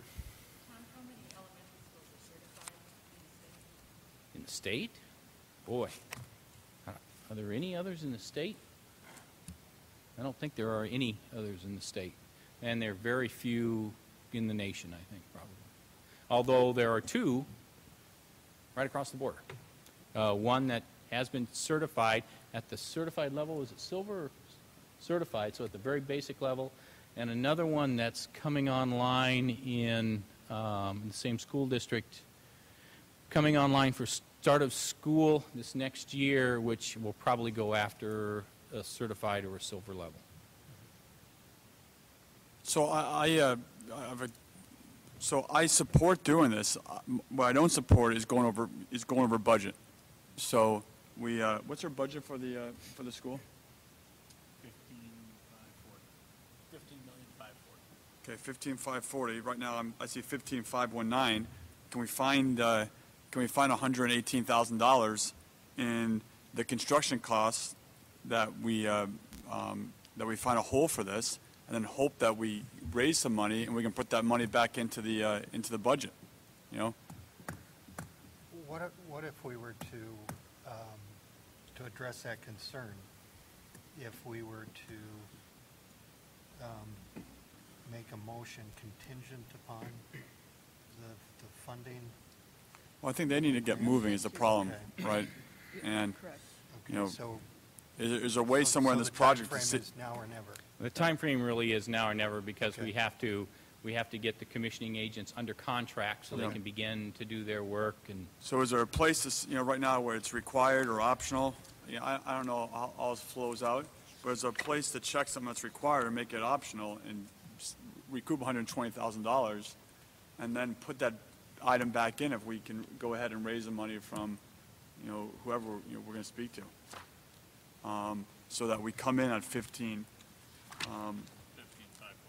No. Well, I don't No more. have to do it at that level. Certainly the grants from Focus on Energy should provide some funding right up front.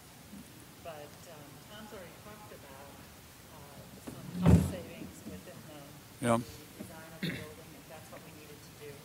Yeah. Cover it that way with the Focus on Energy grants. And I believe, Tracy, that from the discussion at Facilities and Grounds Committee was willing to go after the I have no doubt. We can raise the money, right? But I just feel like we asked the taxpayers to pay $15,540 for this building, and it seems like it's a good thing to do. Can we just make a contingent that we're not going over $15,540, and or we'll bring additional funds from grants into this? Or we cut something. I think the difference is that we ask taxpayers to 1554 for an environmentally Right. conscious building. Right. We didn't ask them for LEED certification. Well, it sounds like it's a good thing to do. It sounds like it's a. I don't think that the LEED certification cost was, is part of that 1554. I think that is a cost that is up and above the cost of actually the bricks and mortar. And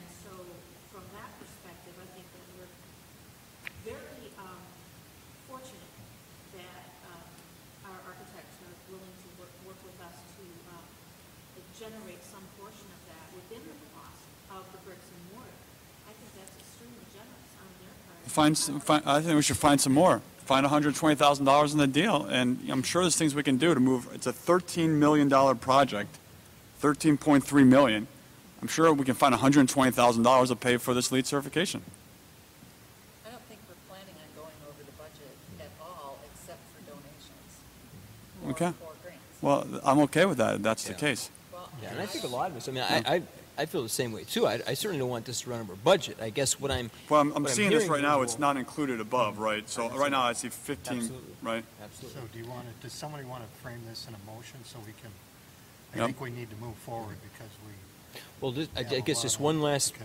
pointed question to my colleague here. The Facilities Committee, you, Tom, and Dick, are confident that these costs associated with LEED certification can be recouped? Most definitely. Okay.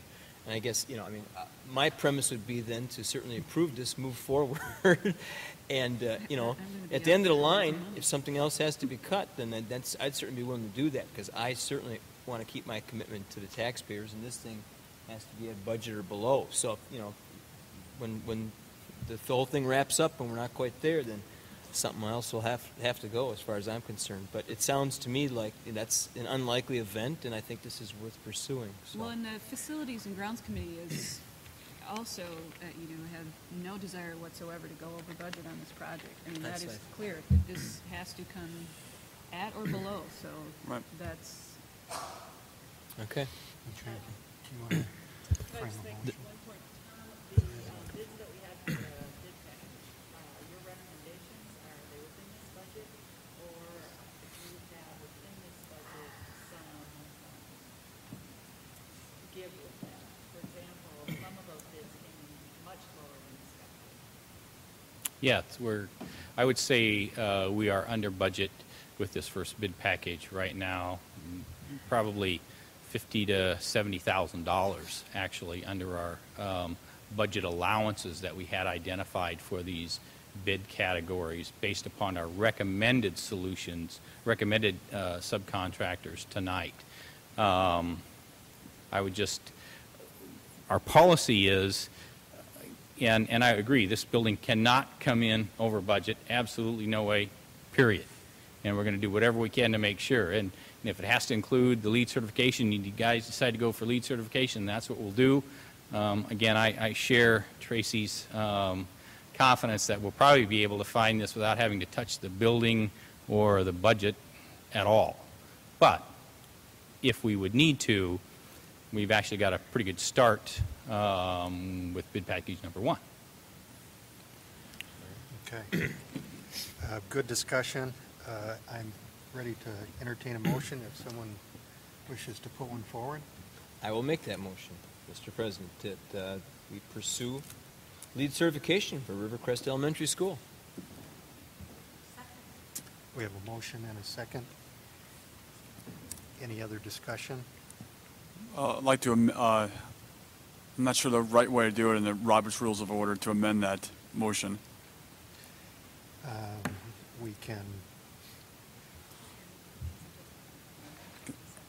Okay, you can suggest. I'd like to suggest amendment that that that the building will come in or under budget, including LEED certification, to only be offset by any incremental costs by money that the school district raises through fundraising activities. Okay. Is there a second to that amendment? Sure, I mean, that's actually mirrors my thoughts exactly. I just Okay. didn't articulate Okay, the last so we have a second. portion Mr. Bell We have did, a but I second. would second Mr. Second Bell's to- and withdraw mine, I guess. No, you don't have to I withdraw. don't have to withdraw mine? You That's don't an withdraw it. amendment? Okay. So you're making a second to Brian's motion, Okay. amendment to your To my motion. motion. Very good. Does everybody understand where we're at? Okay. Right, we're going to pursue LEED certification. Sure.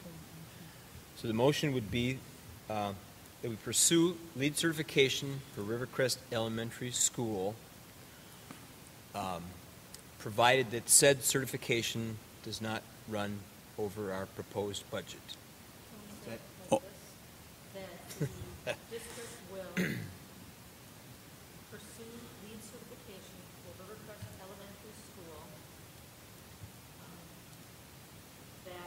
project will not exceed the existing budget plus any additional donations or gifts to the project. So the current budget plus any additional gifts will be the total amount of the project. You understand? So we're saying the current budget plus any gifts that we would receive for the project. Grants, gifts, funding raised would be the total cost of the building. That way, if we don't receive any gifts, the total cost of the building remains at the current budget. If we receive $10, it's the current budget plus $10. And we're still doing the lead certification. And we're still doing the lead certification. Are you okay with Yeah, that? I'm okay with that. Form of the amendment? Yep. Okay. It works. So we have a motion, a second. Does everybody understand the motion and amendment? I'm a little unclear. Okay. Because this can be done two ways, and you kind of mix those two. One can be that we amend the motion, and then we have to act on the amendment and then the motion. Or the other one, which sounds like what you're really doing, is withdrawing the second, withdrawing the motion, and changing the motion and doing it again. I think we're all saying the same thing. We're just talking about how we're Okay. which process we're using. So maybe that's the best route for us to go, is to just amend the original motion. Just change, Modify your original motion. Are you okay? Yes, with I that? am okay with And- said modification. And capturing everything that's been said as it relates to approving the lead certification and staying in line with the budget, plus any additions, contributions, grants, all of that would be added to Right. the I total guess, budget amount. yes. Okay. Any additional discussion? We have a motion and a second. If there's no other discussion, all those in favor say aye. Aye. Aye. Those opposed, motion is approved. Thank you, Tom. Okay, we'll move on to the Rivercrest Elementary contracts from bid package. Tim? Or- Turn to page 46, bound book, board book. Yes. Okay, talking loudly. What was that? Talking loudly. You have a summary.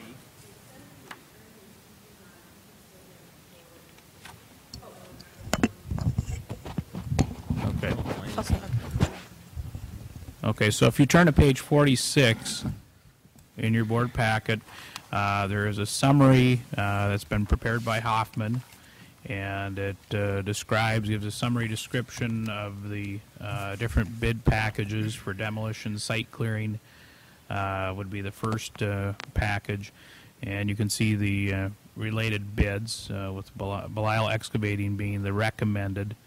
And we'll have someone, Tom from the Hoffman team, will be speaking in a little more detail about this. You can see the second package, which is trenching for site utilities, water distribution, sanitary sewer piping, and storm sewer piping, as F&K Trucking and Excavating. And the third package, bituminous asphalt paving, which is recommended at Monarch Paving. Probably have you note also our local firm, Zappa Brothers, did come in a close second in that package. And then we've got Fences and Gates, which is Hoffman is recommending mid-metro construction out of Wyoming, Minnesota. So with that, I'll let Tom and Sam take it from there to explain a little bit more in detail the process and why they're recommending the bidders. We had pretty good coverage on all the bid categories and felt pretty good with the numbers. As I mentioned earlier, the sort of the big picture statement here is since the design is still fluid and we're still changing things and modifying a little bit, the number's fluid, but I would say we're somewhere between 50 and 70,000 under our budget allowance categories for these total bid packages, so it's a great start.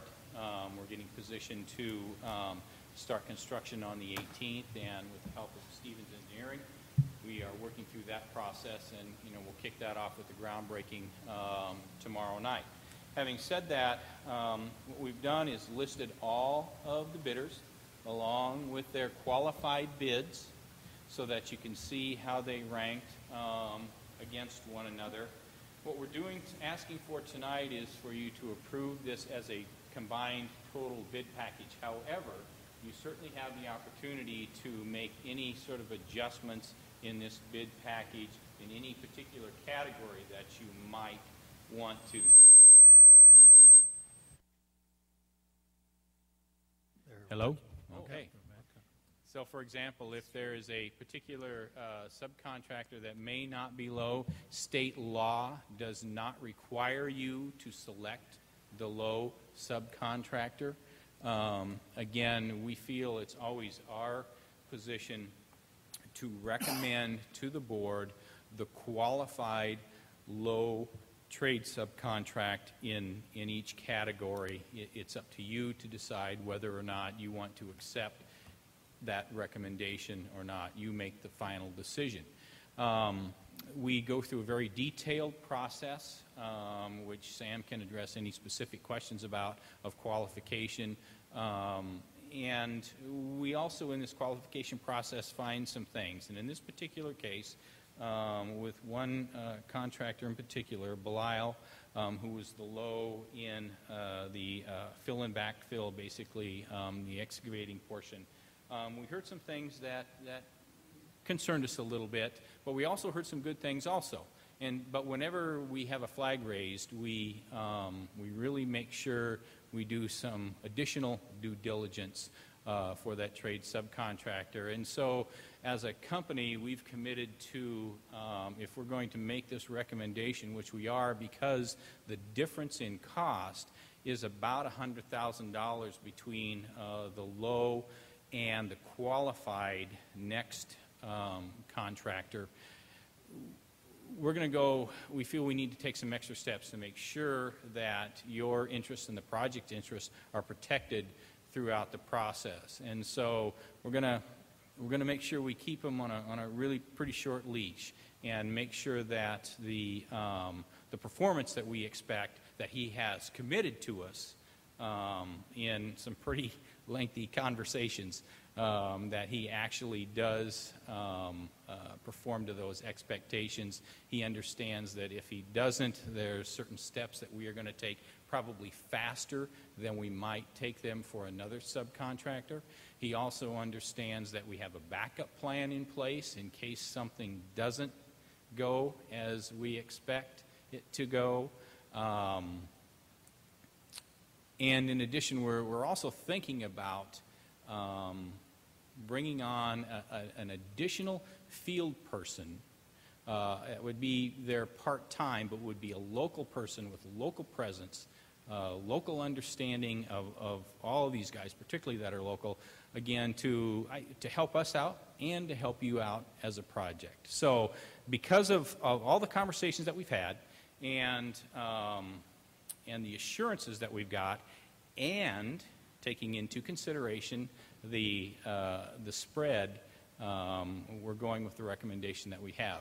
What I want Sam to do just for a minute is to speak to some of the qualification questions that we asked to give you kind of an understanding of how we go about this, and some of the conversations that he had with Belial and some of the assurances that we've gotten. As he mentioned, there's been quite a few conversations that I've had with multiple people. Those people involve bonding companies, they involve other contractors, they involve general contractors, they involve owners that they've worked with in the past, as well as the contractor themselves. Some of the conversation, the questions that I'll have, obviously bonding companies, what is this person's bonding capacity? We did find out that the contractor that Tom has been mentioning has a bonding capacity that would be bondable on this project well in excess of the excavation portion of that. So that answered that question, that we do have that assurance. We also ask about the equipment, knowing that there's been some concerns with schedules. And again, with the contractor in question, we've asked about the equipment that they would have and the manpower that's available. It did meet what the needs of the project were, so we felt comfortable that they would be able to get the project done in the timeline that was required as well. The questions pertaining to the contractors were pretty blunt with those questions and asked them direct and expect the answers to be truthful, and we hold them accountable to that. And as Tom mentioned, we would be taking some extra precautions. We would have that, maybe some additional language in their contracts that may not typically be in it to try to assure us of that. And those questions are informed, or those additions are informed to the contractor right away. So with that, unless there's any other specific questions that the board has about any specific trade subcontract or any of the information that's been presented, I guess our position is we're asking for approval of the recommended trade subcontract. Mr. President, I do have a question. Obviously, I'm intrigued with Sam. We had some red flags at Belial. What are they? Some of the red flags were the schedule concerns. They had some projects that were currently they're working on and are behind. I addressed those concerns with them. They had some financial issues that had come up. I've also discussed those with the contractor and found some valid reasons of what had happened, and also felt a comfort level in talking to their bonding company that that was not going to affect this. The concerns that were brought up and some of the backup plans would be the language that we would include in a contract to make sure that if something does happen, we would be able to have a second backup plan to make sure that we have somebody there to help and supplement if need be. You said he addressed your concerns with some of the financials. Was there a viable explanation for being behind schedule on some of these other projects you mentioned? Weather is, and not knowing the background of the project, I'm kind of handicapped in that aspect. So the question was asked of what's happening. He had some issues come up with the weather. And there has been a lot of rain this spring, so it seemed legitimate to me to answer it that way. Obviously, there's pieces of those projects that, without being involved in, I can't possibly say there's a lot of truth to it. I just know that they were behind per the owner. There's always things in one person's mind that, well, they can be doing this and this and this, and the contractor obviously feels contrary to that sometimes, and they were legitimate reasons for that delay. And did you get some third-party, I guess, verification of some of these assurances? I mean, because obviously, if I'm Belial and I'm talking to you, Sam, that's what I'm going to tell you. I'm going to have plenty of reasons for why I was behind, why I had financial difficulty. But I'd like to know that somebody else maybe vouched for him, or if there was something maybe other than the direct response of Belial himself that would alleviate my concern. I believe that Tim actually did a little bit of research too. You might want to share some of that? Well, in the limited amount of time I had, I did check with the Somerset School District, who does quite a bit of work with Belial, and in the voicemail that was left to my inquiry, they said they were very happy and they would, without reservation, recommend them for projects. Tom, the short leash you referred to, is that how, are we setting timelines or for getting work done? And does that also follow a payment schedule so that we're not out too far in front with payments Absolutely. to any of these contractors and not getting the work done, and then we go to Plan B? Yep, absolutely. We also withhold money, and in addition to that, I would say the short leash refers to our ability to take, if we would have to go there, the legal steps necessary to have our backup plan come in place in order to pick right up where he left off, so there's not a hiccup in the project schedule. Good, thank you. Brian, and then just Cindy. one question, and sure don't want to be micromanaging this project, but just to understand kind of how these things go down is like for the asphalt paving, there's like a couple of grand difference between Monarch and Zappa. How do you choose which one you're going to go with? Why is the recommendation Monarch versus Zappa, for instance? With that one, actually, Monarch is a large contractor in this area that does a lot of the paving, is what I had uncovered through this.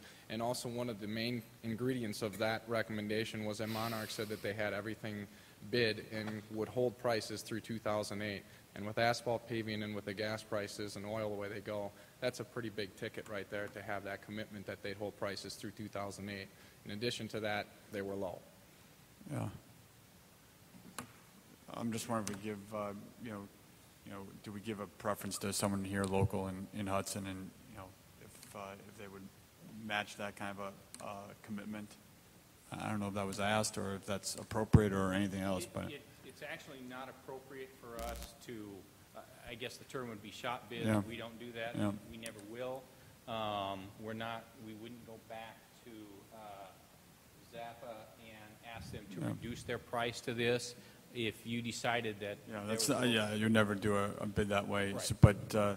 So Monarch basically committed to keep the cost the same through '08, Yes. which was a significant differentiator in their bid. I think basically they were low, and Yeah. both contractors I think are good contractors. Absolutely no reason not to pick either one. We could find no reason not to recommend the Okay. qualified low contractor. Again, it's your decision as a board whether you want to make another choice. No. Cindy?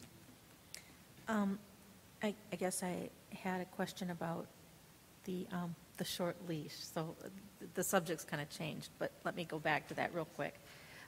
So if I understand what you're not saying is that if we would have a contractor who has a history of not being on time with some projects, and we wrote into their contract that they had to stay on a certain schedule and within a certain parameter, some of those legal steps might include getting someone else in to do the work, which would otherwise have been like a breach of contract? It's not a breach of contract. We can just speed up the process, let's say, from our normal subcontractor agreement. Okay. See, the more you talk about this, the more nervous you make me about this. And to be real honest with you, I feel uncomfortable talking about this. I truly do, because whenever you raise a flag like this, it's only natural that you should go have these concerns. We had the same concerns. We spent a lot of time making sure that we felt comfortable before we made this recommendation here. We wouldn't make this recommendation if we didn't feel like we could manage this person and this contractor through this project effectively. The only reason why we're saying this is because we heard in our investigation through other people in the community that you might hear potentially that there could be some concerns. Okay. So we want to make sure that we're proactive in our communication with you, so you don't think we're trying to sort of slide something under the door or cover anything up. Again, our process and policy is open and honest communication. We wouldn't make this recommendation if we didn't feel confident, but we want to make sure from your point of view that you feel confident that we have the processes in place in case we might experience something that we don't expect. Thank you. That helps. Okay. And then I have another comment because of what Brian said, and that is, I guess, that I do see some value, some significant value in working with contractors who are local and closer to us than Turtle Lake. I do see that has an intangible benefit. I mean, you know what I'm saying? It's not a monetary benefit. Yeah. It has a different kind of benefit that I find valuable. Yeah, I don't think that. Cindy, I don't think there's anything new about that. I think that's just generally what we try to do as a board is to, give preference whenever possible, or, look at the local contractors for a lot of different projects that we do for the school. So then I guess I would just suggest in part of discussion that I would suggest that we would show preference for Zappa Brothers in that bituminous asphalt paving. I guess, and I appreciate and understand your statement here, Cindy. However, as the guys mentioned here with the Monarch committing to holding that price, I mean, oil prices are quite volatile, and while they're awfully close on paper now, I agree the difference could even be termed insignificant. Boy, it could take a pretty wild swing, and you could get kind of surprised by that. So But when we contract, doesn't their contract and their bid have any binding at all? It's a great question. The bid has a schedule laid out that had implicated in it that it would have a spring 2008 final course would be laid at that point in time. The reality is that contractors sometimes just say, sorry, that can't happen. Having that commitment already from Monarch was a pretty big step in just saying, I'm planning on doing all of this in 2008 and I can hold that. What I was understanding from the suppliers is that actually that cost is only held for the majority, the other two actually, through 2007. The 2008 rate is still flexible. So even having it in the contract, the reality is that sometimes that's not necessarily how that plays out, and they sometimes play hardball, I guess. Okay. Can we approve a contingency? Can we put in a contingency in the approval? Can we say that we would prefer this contingent upon them agreeing to a 2008? Well, I think No? that's going back to Tom's point that we're getting into the shopping the bids. I think we sort of have to work off of, the schedule we have here, and, if we decide we want to do Zappa Brothers or any of these other contractors other than what's recommended, then I think we just have to do that.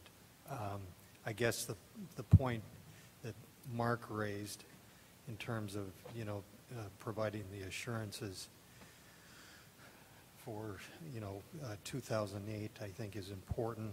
And given the fact that we've been talking about trying to stay within or below the budget, and the Monarch Paving is a very large company, as you indicated. So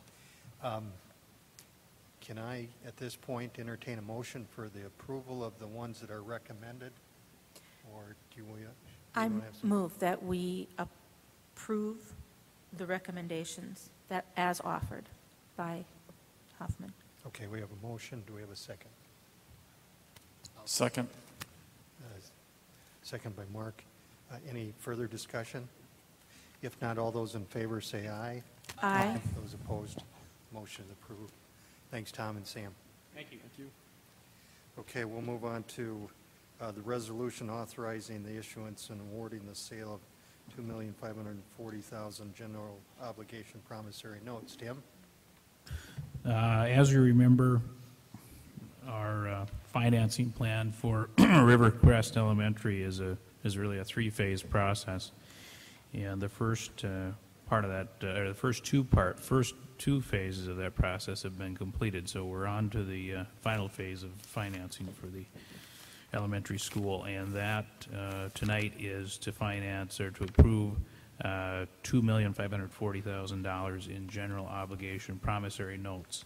The notes have a term of 10 years. The estimates that were used when we went to referendum, actually, as I say, we do have Brian Brewer from Baird tonight that's going to get into a little more detail, but in the bottom line is the estimates and the projections that were used. Our interest rates are coming in, actually we're going to be locking in below the projected interest rates on this issue also. So, and that's on page 40, starting on page 47 of your board packet. And again, there are going to be blanks there because if you remember from previous, those interest rates are not finalized until the board approves, and then you'll see a resolution with those interest rates completed after tonight. So with that, I'm going to let Brian address and talk a little bit about the issue. Welcome, Brian. Thank you, and good to see everyone again. As we discussed at last month's board meeting, the district received a credit rating of AA2, which is second from the highest possible. That again was reaffirmed for this issuance and led to the investors agreeing to final rates for this 10-year, as Tim mentioned, 10-year portion of the financing at 4.33%. Okay, the estimates that we used during the referendum was a 5% on all 12,040,000, and we addressed the $9.5 million that stretched out the 20 years. This is coming back and doing the shorter end of that, the years 1 through 10. according to the financing plan that we had discussed last month. So again, well below the referendum estimates, and very favorable in terms of long-term financing. So I know you have a long agenda, so I'll keep it pretty short because it's a pretty straightforward item. It's a very good rate on the remaining and final. This will lock in the full $12,040,000 of long-term rates at well below the referendum estimates. Okay, any questions for Brian? Is there some specific language that you want us to The state? agenda, on the agenda, it's written as the title of the resolution. Okay. And that would Okay. be the specific motion. I'll entertain a motion for the approval of the awarding of the general obligation bonds. A resolution authorizing the issuance. It's under 10D. Right. I move that we approve the resolution authorizing the issuance and awarding the sale of $2,540,000 general obligation promissory notes, providing the form of the notes and levying a tax in connection therewith. Okay. Thank you, Cindy. Do we have a second? I'll second. We have a second. Any further discussion? If not, all those in favor say aye. Aye. Those opposed? Thank you, Brian. Thank you. Have a good evening. Take care, Brian. We'll move on to the next item on the agenda is the purchase agreement amendment for property at 644 Brocky Drive, Town of Hudson. Tim. Okay, loose leaf outside of the bound packet. You'll see the purchase agreement amendment. And if we go back to the purchase of the district office building, one of the items that we need to complete is to get county approval of a waiver application so that we're allowed to have that building on 1 acre of land or 1 1/2 acre of land, or some changes to that land to get it into compliance with the current county zoning.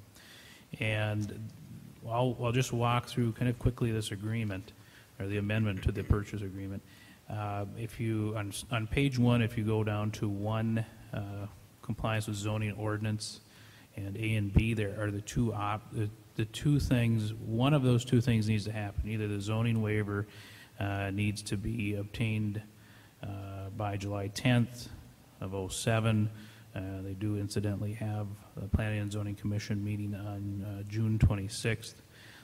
So either they need to approve that, or there would be an increase in property size to bring the property up to the level that meets the requirements of the county zoning ordinance. And I'll note too, if B is the option, if the zoning waiver is declined, then we would move to option B, which is the increase in property size.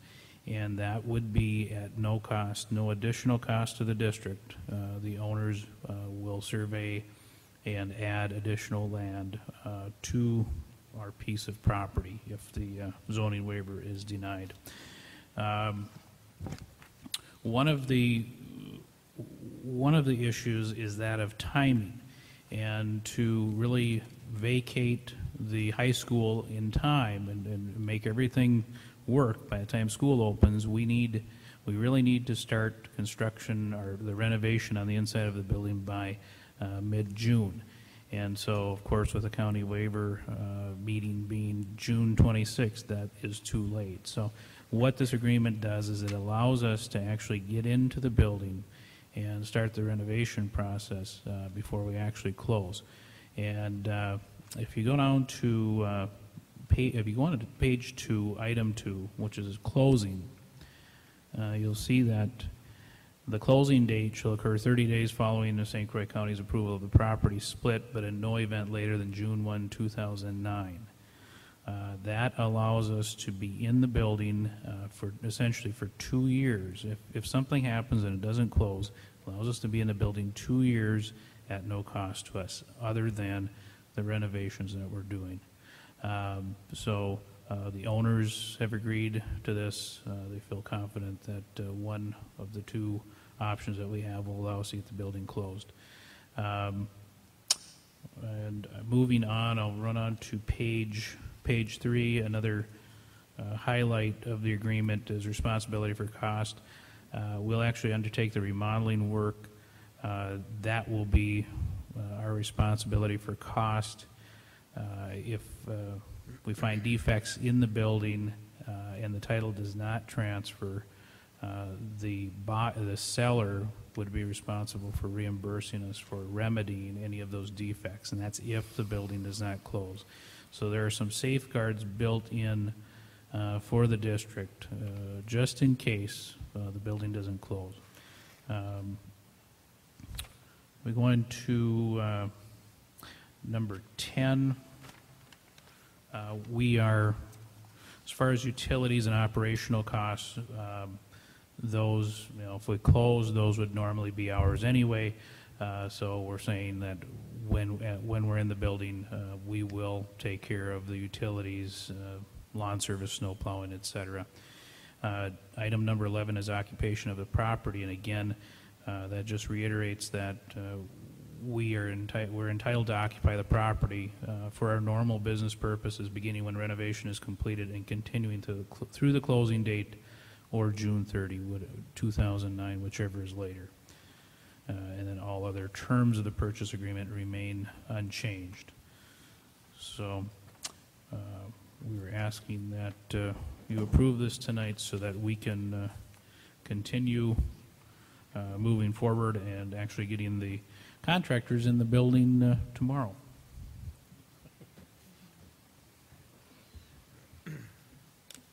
Okay, thanks, Tim. Any discussion? Is everyone fairly clear on the terms of this amendment to our current? Brian? One question, just clarification. Paragraph 4, is that a change? Did we always were we always paying a prorated part of real estate taxes for 07? 4 addresses. Let's see. We do have it under the original purchase agreement. We do have it listed as prorated because there's a possible process we can use, but that process would have had to been started possibly further. So it's not a change. Right, that would not be a change, other than saying that until it closes, we're not responsible for any portion of the real estate taxes. And then after it closes, we wouldn't be either, right? Right. Pardon? And then after it closes, we wouldn't be either, right? Right. After it closes, we would not be. So before it closes, we aren't, and after it closes, we right. aren't. We're responsible possibly for a prorated portion upon closing, but then after that, there would be no real estate taxes. Why would we? Because we're occupying. Okay, that makes sense. Yeah, we have to do a little more homework to make sure that we can't. There's a possibility we could get out of those, but a lot of times that process has to be started a year in advance, and we obviously did not have that time frame here to do that. But I'm still investigating that piece of it. But as long as after we close, that we would not be paying real estate taxes on it. It would just be as a closing cost. It seems to me the seller has been very, very genuinely giving to the district. So there's a lot of things in here that as a seller I wouldn't have agreed to. So I'm grateful that they are as generous as they are. That doesn't seem like that should be a hang-up for us. I would say they've been very good to the district so far. They'd like to see the sale go through, and they know that we need the space. Any other discussion? If not, I'll entertain a motion for approval of this amendment. Move to approve the purchase agreement amendment for property at 644 Breaky Drive, Town of Hudson. We have a motion. Do we have a second? Second. Second by Cindy. Any further discussion? If not, all those in favor say aye. Aye. Aye. Those opposed, motion is approved. Thanks, Tim. Let's move on to the contract with Derek, Commercial Contracting. Tim, that's you again. Okay. If you turn to page 54 of your bound board packet, in that is the contract with Derek Commercial Contracting LLC, who has been awarded the low bid for the renovation of the inside of the district office building. On page 2 of that contract, you'll see the contract sum is for $158,900. And we had a few small changes to that as far as the timelines. But again, they were the low bid, and we're recommending that that you approve them tonight so that they may start tomorrow. Okay. Any questions for Tim? If not, I'll entertain a motion. I have a question. Okay. The alternates, are those included in what you're recommending? We had 3 alternates, and the alt 1 was for new entry suite doors and frames to allow a little more lighting through and to have visibility through each access door of the active offices. Alternate 2 was the tile floor and base, and the alternate 3 was some break room cabinetry. We chose alternate 1 and 3. We did not elect to choose the replacing the tile floor and base. We'll be able to save some costs there. And alternates 1 and 3 are included in the $158,900. That is correct. Okay. Thank you, Tim. Just one question. What's the budget for this? How much do we allocate to this? We've got a total budget. Well, we had purchases.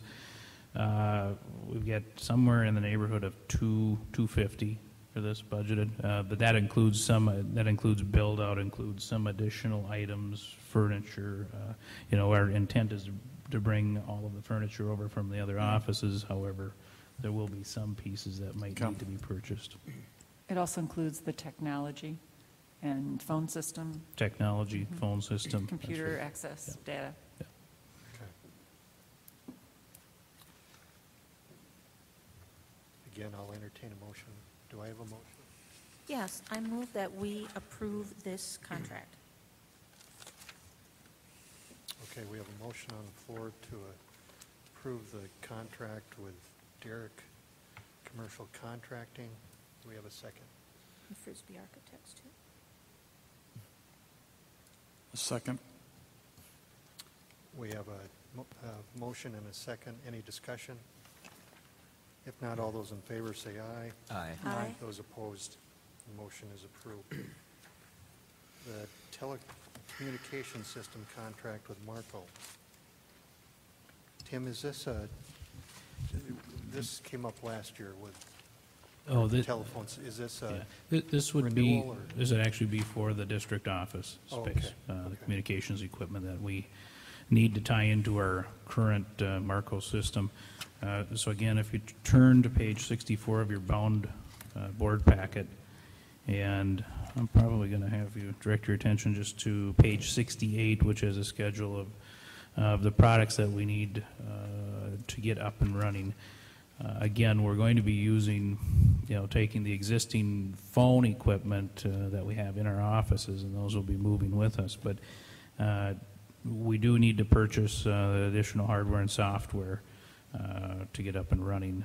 So this is the statement of work that has been proposed with Marco. Any questions for Tim? Is this still within the budget for the project? Yes, this is part of the telecommunications budget.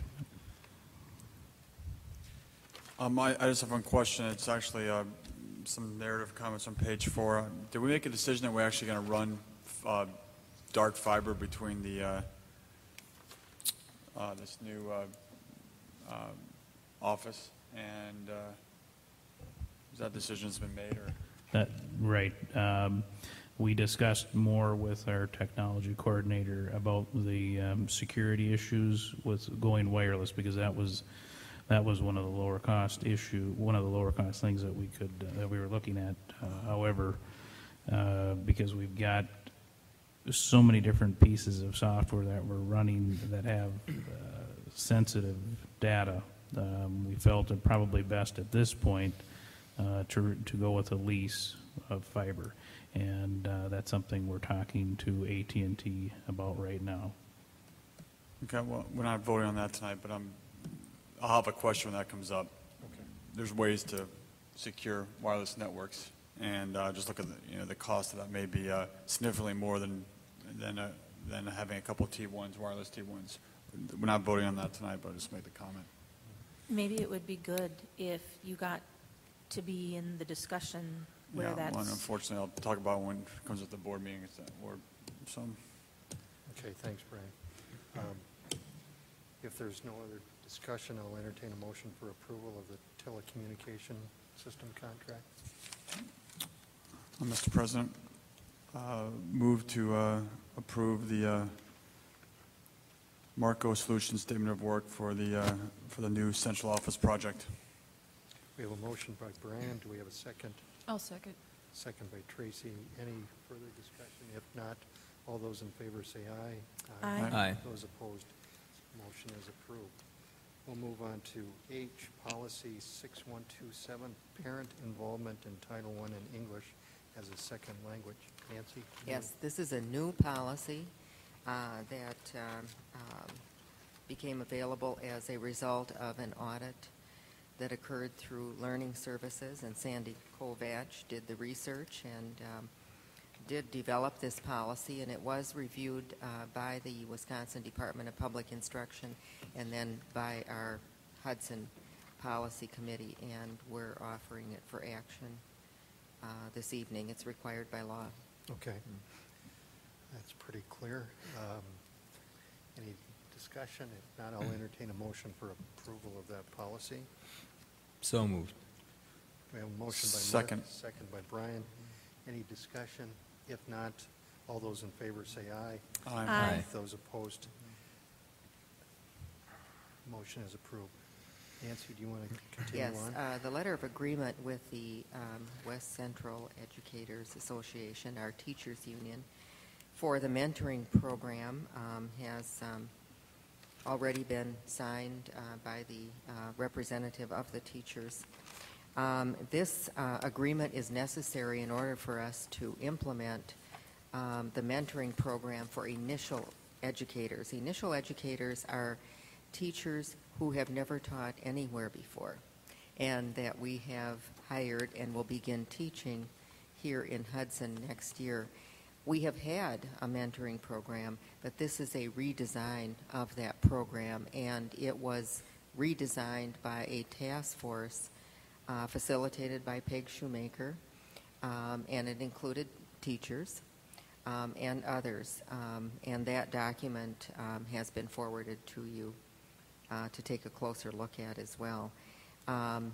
This mentoring program will become a major component of our district's new teacher induction program. And it's for 1 year only. You will receive a progress evaluation report from Peg Shoemaker sometime during the school year, and you'll have an opportunity to, as will the teachers union, they will have an opportunity as well to evaluate the program, which then could come up for renewal the following year. There is compensation for teachers who volunteer to be a mentor. There's considerable time on their part involved, and the mentorship program previously was funded almost entirely through Title II, which is a grant, an entitlement grant that comes to the district, and that's how we would intend to fund this. Okay, thank you, Nancy. Any questions, board members? If not, I'll entertain a motion for approval of the mentoring agreement. I move that we approve the mentoring agreement. We have a motion. Do we have a second? I'll second that. Second by Mark. Any discussion? If not, all those in favor say aye. Aye. Aye. Those opposed, motion is approved. We'll move on to the occupational therapy service agreement. This agreement is new because the person that we're proposing to contract with is new as a service provider, but it is identical to the other contracts that you approved earlier this evening, which are continuing. It's identical in fee, it's identical in language. Okay, thank you. Any questions regarding the OT services agreement? Yep. I move that we approve the occupational therapy services agreement. Motion by Cindy. Second. Second by Brian. Any discussion? If not, all those in favor say aye. Aye. Aye. Those opposed. Next item is the agreement with the Western Wisconsin Medical Associates for hepatitis B immunizations. Nancy? I've clustered these all together for me, yes. It just happened that way. This agreement, the Western Wisconsin Medical Associates, is it's a partnership of several clinics, which include Hudson Physicians, River Falls Medical Clinic, Ellsworth Medical Clinic, Spring Valley, New Richmond. The school district is required and has been for some time to provide for immunization against hepatitis B for certain employee groups that are at risk to contract this illness through the handling of bodily fluids. Some examples of employee groups include our nurses, the health assistants, custodians, some of our educational assistants that work in certain of our special programs. Although we're required to offer the immunization, the employee is not required to participate, but we are required to offer it and document that offering. And with this agreement, they have a number of clinics to choose from, and the cost is reasonable. We did look at other comparative costs. This has been funded in the past and will be funded again. We do expect, though, because we've improved on this process of offering it and following up and monitoring the participation of our employees, and we do expect there'll be an increased response. So it is included now and you will see it in the proposed budget that you'll act on later. Okay, thank you. Mr. President, I would move for approval of the agreement with Western Wisconsin Medical Associates for hepatitis B immunizations. We have a motion by Mark. Do we have a second? I'll second. Second by Tracy. Any discussion? If not, all those in favor say aye. Aye. Those opposed, motion is approved. We'll move on to insurance bids. Back to Tim. Okay. We have our insurance coming due for workers' compensation and our general liability, automobile, errors and omissions, et cetera, coming due July 1. So we have gone out and sent out proposals to, I believe it was about 9 different companies. Some were interested just in the workers' compensation piece. Others were interested in the total package. It's probably about double what we've normally sent out. One of the criteria that when we're comparing workers' compensation is that each company has with it an anticipated dividend percentage that gets returned back normally about 90 days after the end of the policy period. The 3 quotes, or actually 3 quotes there that you have in front of you, and Dowd Reliance Agency, and you'll note that's as adjusted, and I will explain that in a minute. Dowd Reliance Agency as bid, St. Croix Valley Insurance Service Incorporated, and Wausau Insurance Companies. And There's also, if you know, there's a commercial insurance proposals, which talks a little bit about the process that we needed to use to really get to an apples-to-apples comparison. And I'll just run through that. When we look at Dowd Reliance, their anticipated dividend is it's presented as bid and also as adjusted. Again, dividends cannot be legally guaranteed, so we really have to do a little bit of analysis to determine what's appropriate here as far as a dividend amount. And to arrive at a comparative information, we went back to a couple of years worth of loss history, and we calculated a loss ratio, and we referring back to the dividend percentage that was originally proposed by Dowd at 27.4%. That was assuming 0 to 5% loss ratio, which would be for us historically unusually low. So what we needed to do is look at our historical information, and when we did that, we went back to the schedule that was provided by Dowd Reliance Agency and looked up the premium chart to see, or looked at the dividend chart to see where dividends would fall. And we really are looking at a dividend of about 10.7%. So that is the adjustment, and that's the reason you'll see the two, Dowd as adjusted and Dowd as bid. We're adjusting that to 10.7% to get to an apples-to-apples comparison. So you'll see when you look at Dowd, their subtotal as adjusted is $211,274. When you go to St. Croix Valley Insurance Services, it's $207,161, and that's a 10%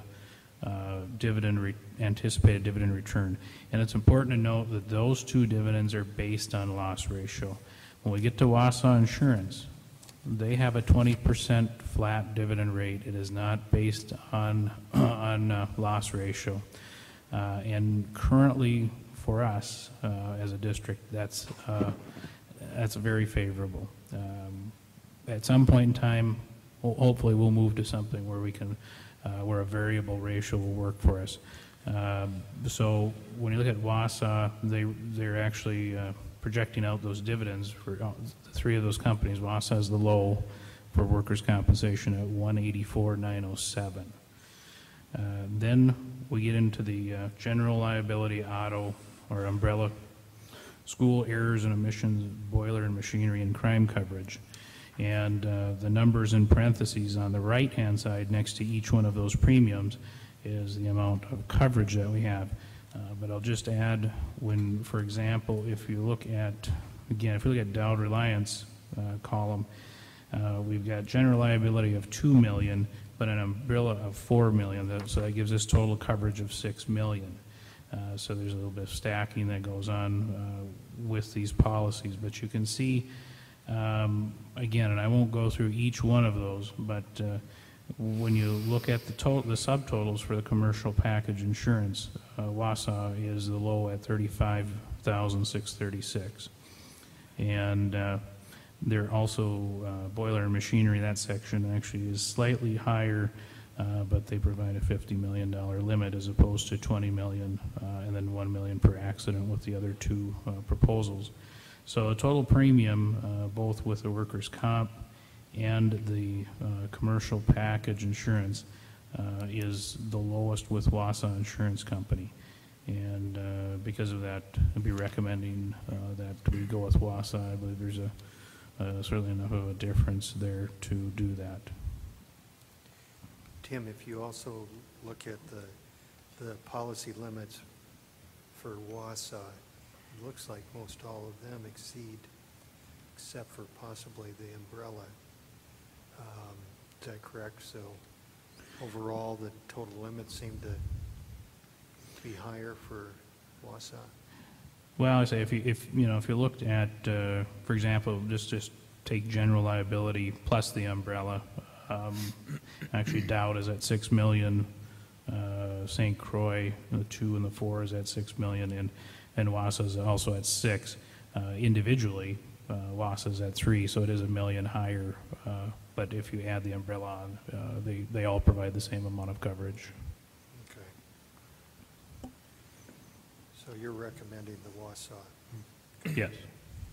And the cost difference appears to be upwards of 20,000 when we're... Right, about 27,000 lower than the next lowest proposal. Mr. President, I would move that we accept the insurance bid for 2007-2008 property and liability insurance from Wausau Insurance Company. Second. We have a motion by Mark, a second by Cindy. Any further discussion? If not, all those in favor say aye. Aye. Aye. Those opposed, motion's approved. Thanks, Tim. We'll move now on to Board Committee Advisory Council reports, and we'll start out with Brian, Long Range So Planning. the Long Range Strategic Planning Committee met really to frame out the 2025 meeting that we just had this week. The highlight of that meeting, I'd like to make a brief comment, was Yinan Liu, an entrepreneur from China who is headquartered in Beijing, joined us remotely from Beijing via a video web conference to our 2025 meeting. He made a couple of comments. I'm going to distill them to about 1 minute, and then we can follow on with our board work session in July for more details. Did you have a translator? Mary. Translated. Right. I think Brian did a very good job. The board work session is June 19th in the evening. Excuse me, June 19th. Thank you. Okay. Get ready. A couple of comments from Yinan. Right now in China, there's 10 million graduates from high school this year. All have taken English since grade 2. Their focus is on math, science, math, physics, chemistry, and Chinese, as well as English and Japanese. When I asked Yinan what the strengths of the American, compare and contrast the strengths of the Chinese versus the U.S. education system, he said the strengths of the American educational system was our ability to problem solve, and that was, he mentioned that many, many times. From the challenge he laid out was our global fluency, both in culture and in language. So I think that's a good challenge, and also some reinforcement of things that we do well. So a lot more to talk about, but I'm sure it was exciting to have Yinan part of the 2025 team, and via a video iChat. So that was the update. Great. So looking forward to having to spend the time as a board work session to help guide next steps for the 2025 and Long Range Strategic Planning Committee. Thanks, Brian. Sounds exciting. Facilities and Grounds Committee, since Dick Munich's not here, Tracy, you're going to give that report? Correct. Facilities and Grounds met on May 31st. Most of what we discussed, we've already discussed this evening with the lead certification and just an update on where things are at with Rivercrest Elementary. The one item that was new on our agenda was long-term secondary space for learning, just to begin the process of discussing that. Unfortunately, the lead certification took a considerable amount of our discussion. But one of the important things that we noted during our discussion was to be very aware that what we are talking about is long-term space needs for grades 6 through 12, that our discussion is not limited to high school. I know I was part of the middle school orientation for incoming 6th graders, and this coming fall, the 6th grade class that will be entering the middle school is the largest class that Mr. Koch has had in that building. So the crunch is not only at the high school, but also coming at the middle school. And so we had some discussion about that. Aside from the crowding issues, we talked about that the work that in the process that we develop needs to be done in concert with what the 2025 strategic plan puts forth. So that's about the extent of where we got. We also talked about a September board work session to start the conversation as a board about the long-range plans for the 6 through 12 grades. Okay. Thanks, Tracy. Mark, do you want to cover both personnel and finance committees? I'd be happy to, Dan. The Personnel Committee met last week, June 4th. On the agenda, we had a staff hiring update. Some of the highlights there, we've hired a new girls basketball coach. At that time, we were very near to hiring a girls hockey coach. Perhaps that has happened in the last week. It has? We voted on it. Okay. Just seeing if you were paying attention. I knew that. All right, good, Mary. All right. And she knows Chinese, too. I'm really impressed. Okay. We have you were there, Mark. I was there, absolutely. And in control, just like now, Dan. We did. The posting for our HR director has been extended until June 20th. Trying to get some candidates for that. Food service director. Did I miss that one? Yeah, we're still working on that, right? Okay. Actually, at this point, too, I want to interject that, we covered the, personnel services and HR work plan, and with Jennifer's departure, it's obviously left quite a gap in that very critical area, and went through a plan of some of these duties being parsed out to various administrators, and I really want to, take my hat off to them for stepping up to the plate and tackling a lot of really extra and very challenging duties until we get Jennifer's replacement. So I have a very detailed plan worked out as far as assignments go, and once again, I do appreciate that as a board member that these administrators who are already very busy are willing to take on these very important duties. We had a discussion of parent transportation contracts. And these are contracts that are reimbursement for parents that we are legally obligated to provide for schools, residents going to private schools. I think they're in and out of our district, are they not? As I recall, I don't remember. Within 5 miles of our district. Within 5 miles, okay. I knew it was close.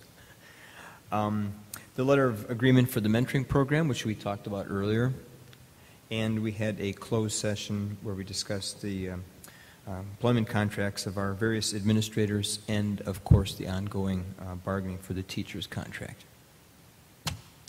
And in Mr. Holland's absence. Mark, could I just add on to one thing that you Sure. said? We appreciate your comments about the administrators taking on the human resource responsibilities, certainly, but I just want to compliment Nancy, who has really taken hold of that and moved us forward, developed that work plan. Our principals as well have taken on additional responsibilities, but Nancy's been the workhorse in this plan and continues to be coordinating all of our work, so really appreciate her efforts. And I'm fairly sure that staff have also taken on additional work to support the administrators and principals as they're doing these additional things. So I appreciate that, too. I know it's, one person leaves, it's a lot of work for everyone. Yep. Okay. And the Finance Committee, again, Tom Holland, of course, is chairperson, and he was on vacation, so Dan and I struggled on without him. On the agenda, we talked about the insurance bids, which we've just discussed, so put that aside. Renewing our banking contract with Riverbank in town, again, presented us with extremely favorable banking services. The financing package, which we, again, went over earlier with Brian Brewer and, of course, approved. We also had some consideration of talking about the LEED certification for our new elementary school. and we're in generally supportive of that as well. Also talked about a contract approval process for a new elementary school. As far as having Tim and Mary being able to take care of some of the day-to-day contract approvals that need to be done in lieu of course, calling the board together at every juncture for these things that are very timely in nature. And basically they will, enter into these contracts on our behalf, but we, of course, will subsequently approve these at the next appropriate board meeting. Mark, excuse me for just a second. I think we may need to relook at that process. The information that we're gathering may not allow us to do that. So we'll probably rely going back to the process of those proposals coming to the board like they have now. And if we have other issues that come up, we may have to have a special board meeting to cover those contract approvals. But Mark, you were right about what happened at the meeting. I'm sorry. Yes, you're absolutely correct. Yeah. Okay, very good. And that was it. Okay. Thank you for those reports, and I applaud all the work of the committees. Just looking at long-range planning and the 2025 project, facilities and grounds, going from, the elementary school and that whole process, and now we're looking at secondary solution personnel committee with negotiations and hiring of staff and administrators, finance committee, we're in the midst of the budget, cycle again, so there's no rest for those committees, so I want to thank all the members that sit on those committees.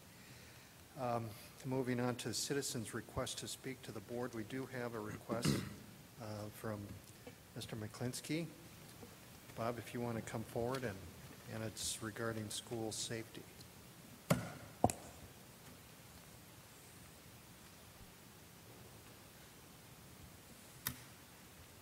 Good evening. Bob McClinsky, 1301 Freer Street in Hudson.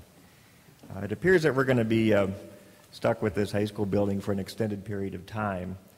And that being the case, I think it's time to start looking at some changes that can improve the daily lives of the students and the teachers right now today while we're waiting for a new high school to be built.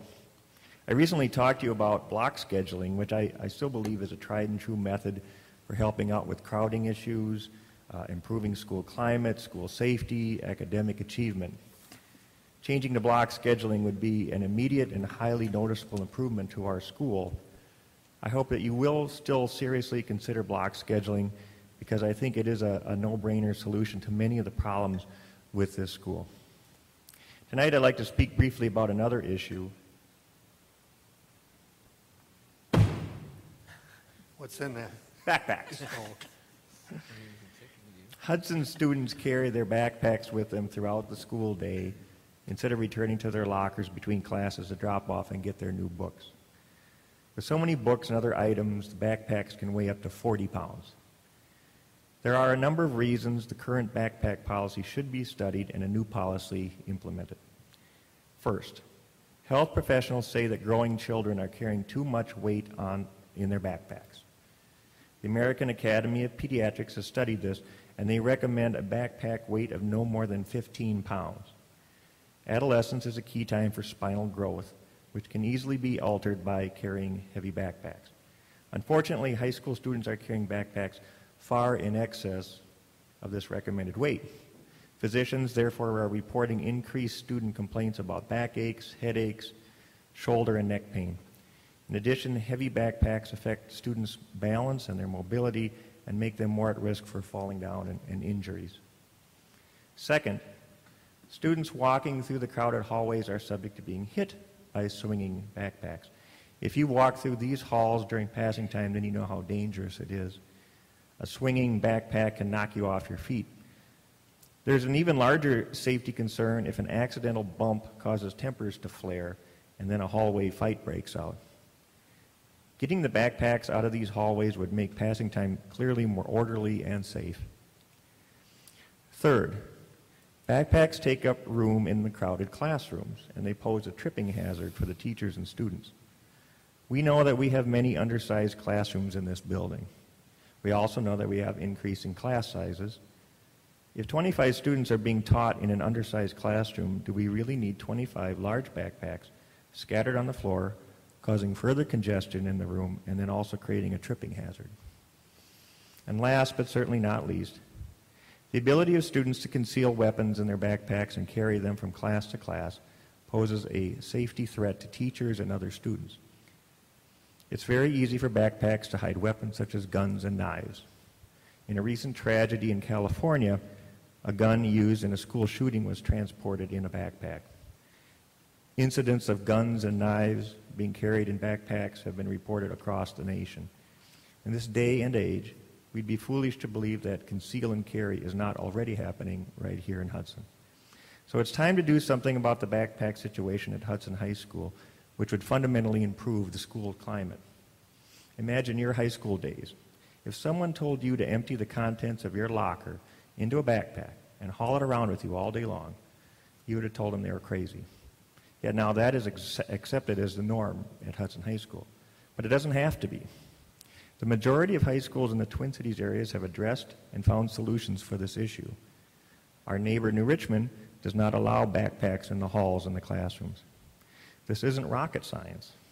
If students are using their backpacks because they can't get to their lockers between classes, then we need to extend the passage time between the classes or find a way to limit the distance between their classes and the lockers. The rule should be this: backpacks should be placed in the lockers before the first bell and not retrieved until after the last bell. Maybe it would cost a few bucks to reconfigure the locker situation in this building, but if you can spend $1.8 million to open up 7 classrooms, I think you can afford to put some money into this very worthy project because it would have a much greater impact. You can make hallways and classrooms less congested, more orderly. You can improve school safety. You can improve student health, all in one fell swoop. I know you're kind of fond of taking polls, and I suspect if you surveyed the high school students, they would say that, yeah, they're fine with this status quo. No, that's because that's what they're used to. But sometimes adults need to make decisions that we know are actually going to improve a situation, even if students will initially complain about it. I think it's time to put together a group of interested individuals to study this issue and make some recommendations to the policy committee for a new backpack policy for the high school. I would volunteer to be in this group, so I'm asking the chairperson of the policy committee to sponsor a study group so that we can start looking into the solutions for this problem. Thank you. Thank you, Bob. Can I say something? I agree. The backpacks are too heavy, and I've been saying that for years now, and I think he's absolutely right. And I think that we do have a responsibility to our students to make some changes in what they have to carry. I just think we have that responsibility. Okay. Any other discussion or comments, board members? No? We'll I guess, I'm sorry, I just would comment that I agree as well. They're absurdly heavy. I mean, I don't, the lockers, I think, as far as I know, are going largely unused. At least that was the case with my students. And so I think Bob has some wonderful suggestions. Okay. Thanks again, Bob. Yeah, I have a comment too. I want to look at all the paper just in this one board meeting. It's just an incredible amount of paper and weight. Like to see our district, it's going to take time. It's not going to happen overnight. We look at new buildings and things like that. Leveraging technology to kind of reduce the amount of this stuff happening, which will reduce weight, and there's a lot, so there's, I'd like to see us moving forward that way too. If that was a motion, I'd have seconded it. But that's not going to happen overnight, but Sure. that's good points. Okay, thank you. With that, we'll move on to adjourning to closed session. I'll entertain a motion to do that pursuant to the statutes. Anybody wish to make that motion, please? So moved. Can you state it according to the agenda? Yes, Mr. President, I can. I move we adjourn to closed session pursuant to Wisconsin statutes 19.85, parent 1, for the purpose of parent C, considering employment and compensation of individual principals, associate principals, and coordinators, supervisors, district administrators, and support staff members. And parent D, review information related to recent high school vandalism, and parent E, for the purpose of discussion of bargaining of the teacher's contract. Okay, thank you. Second. We have a second. Bell, aye. Kaiser shot aye. Slow down here. Okay, we'll do a roll call, starting with Brian, no less. Bell, aye. Kaiser shot aye. Havishall-Lean, aye. Chernow, aye. Crimmins, aye. Crimmins, aye. Okay, motion's approved. And then we will be reconvening to open session following the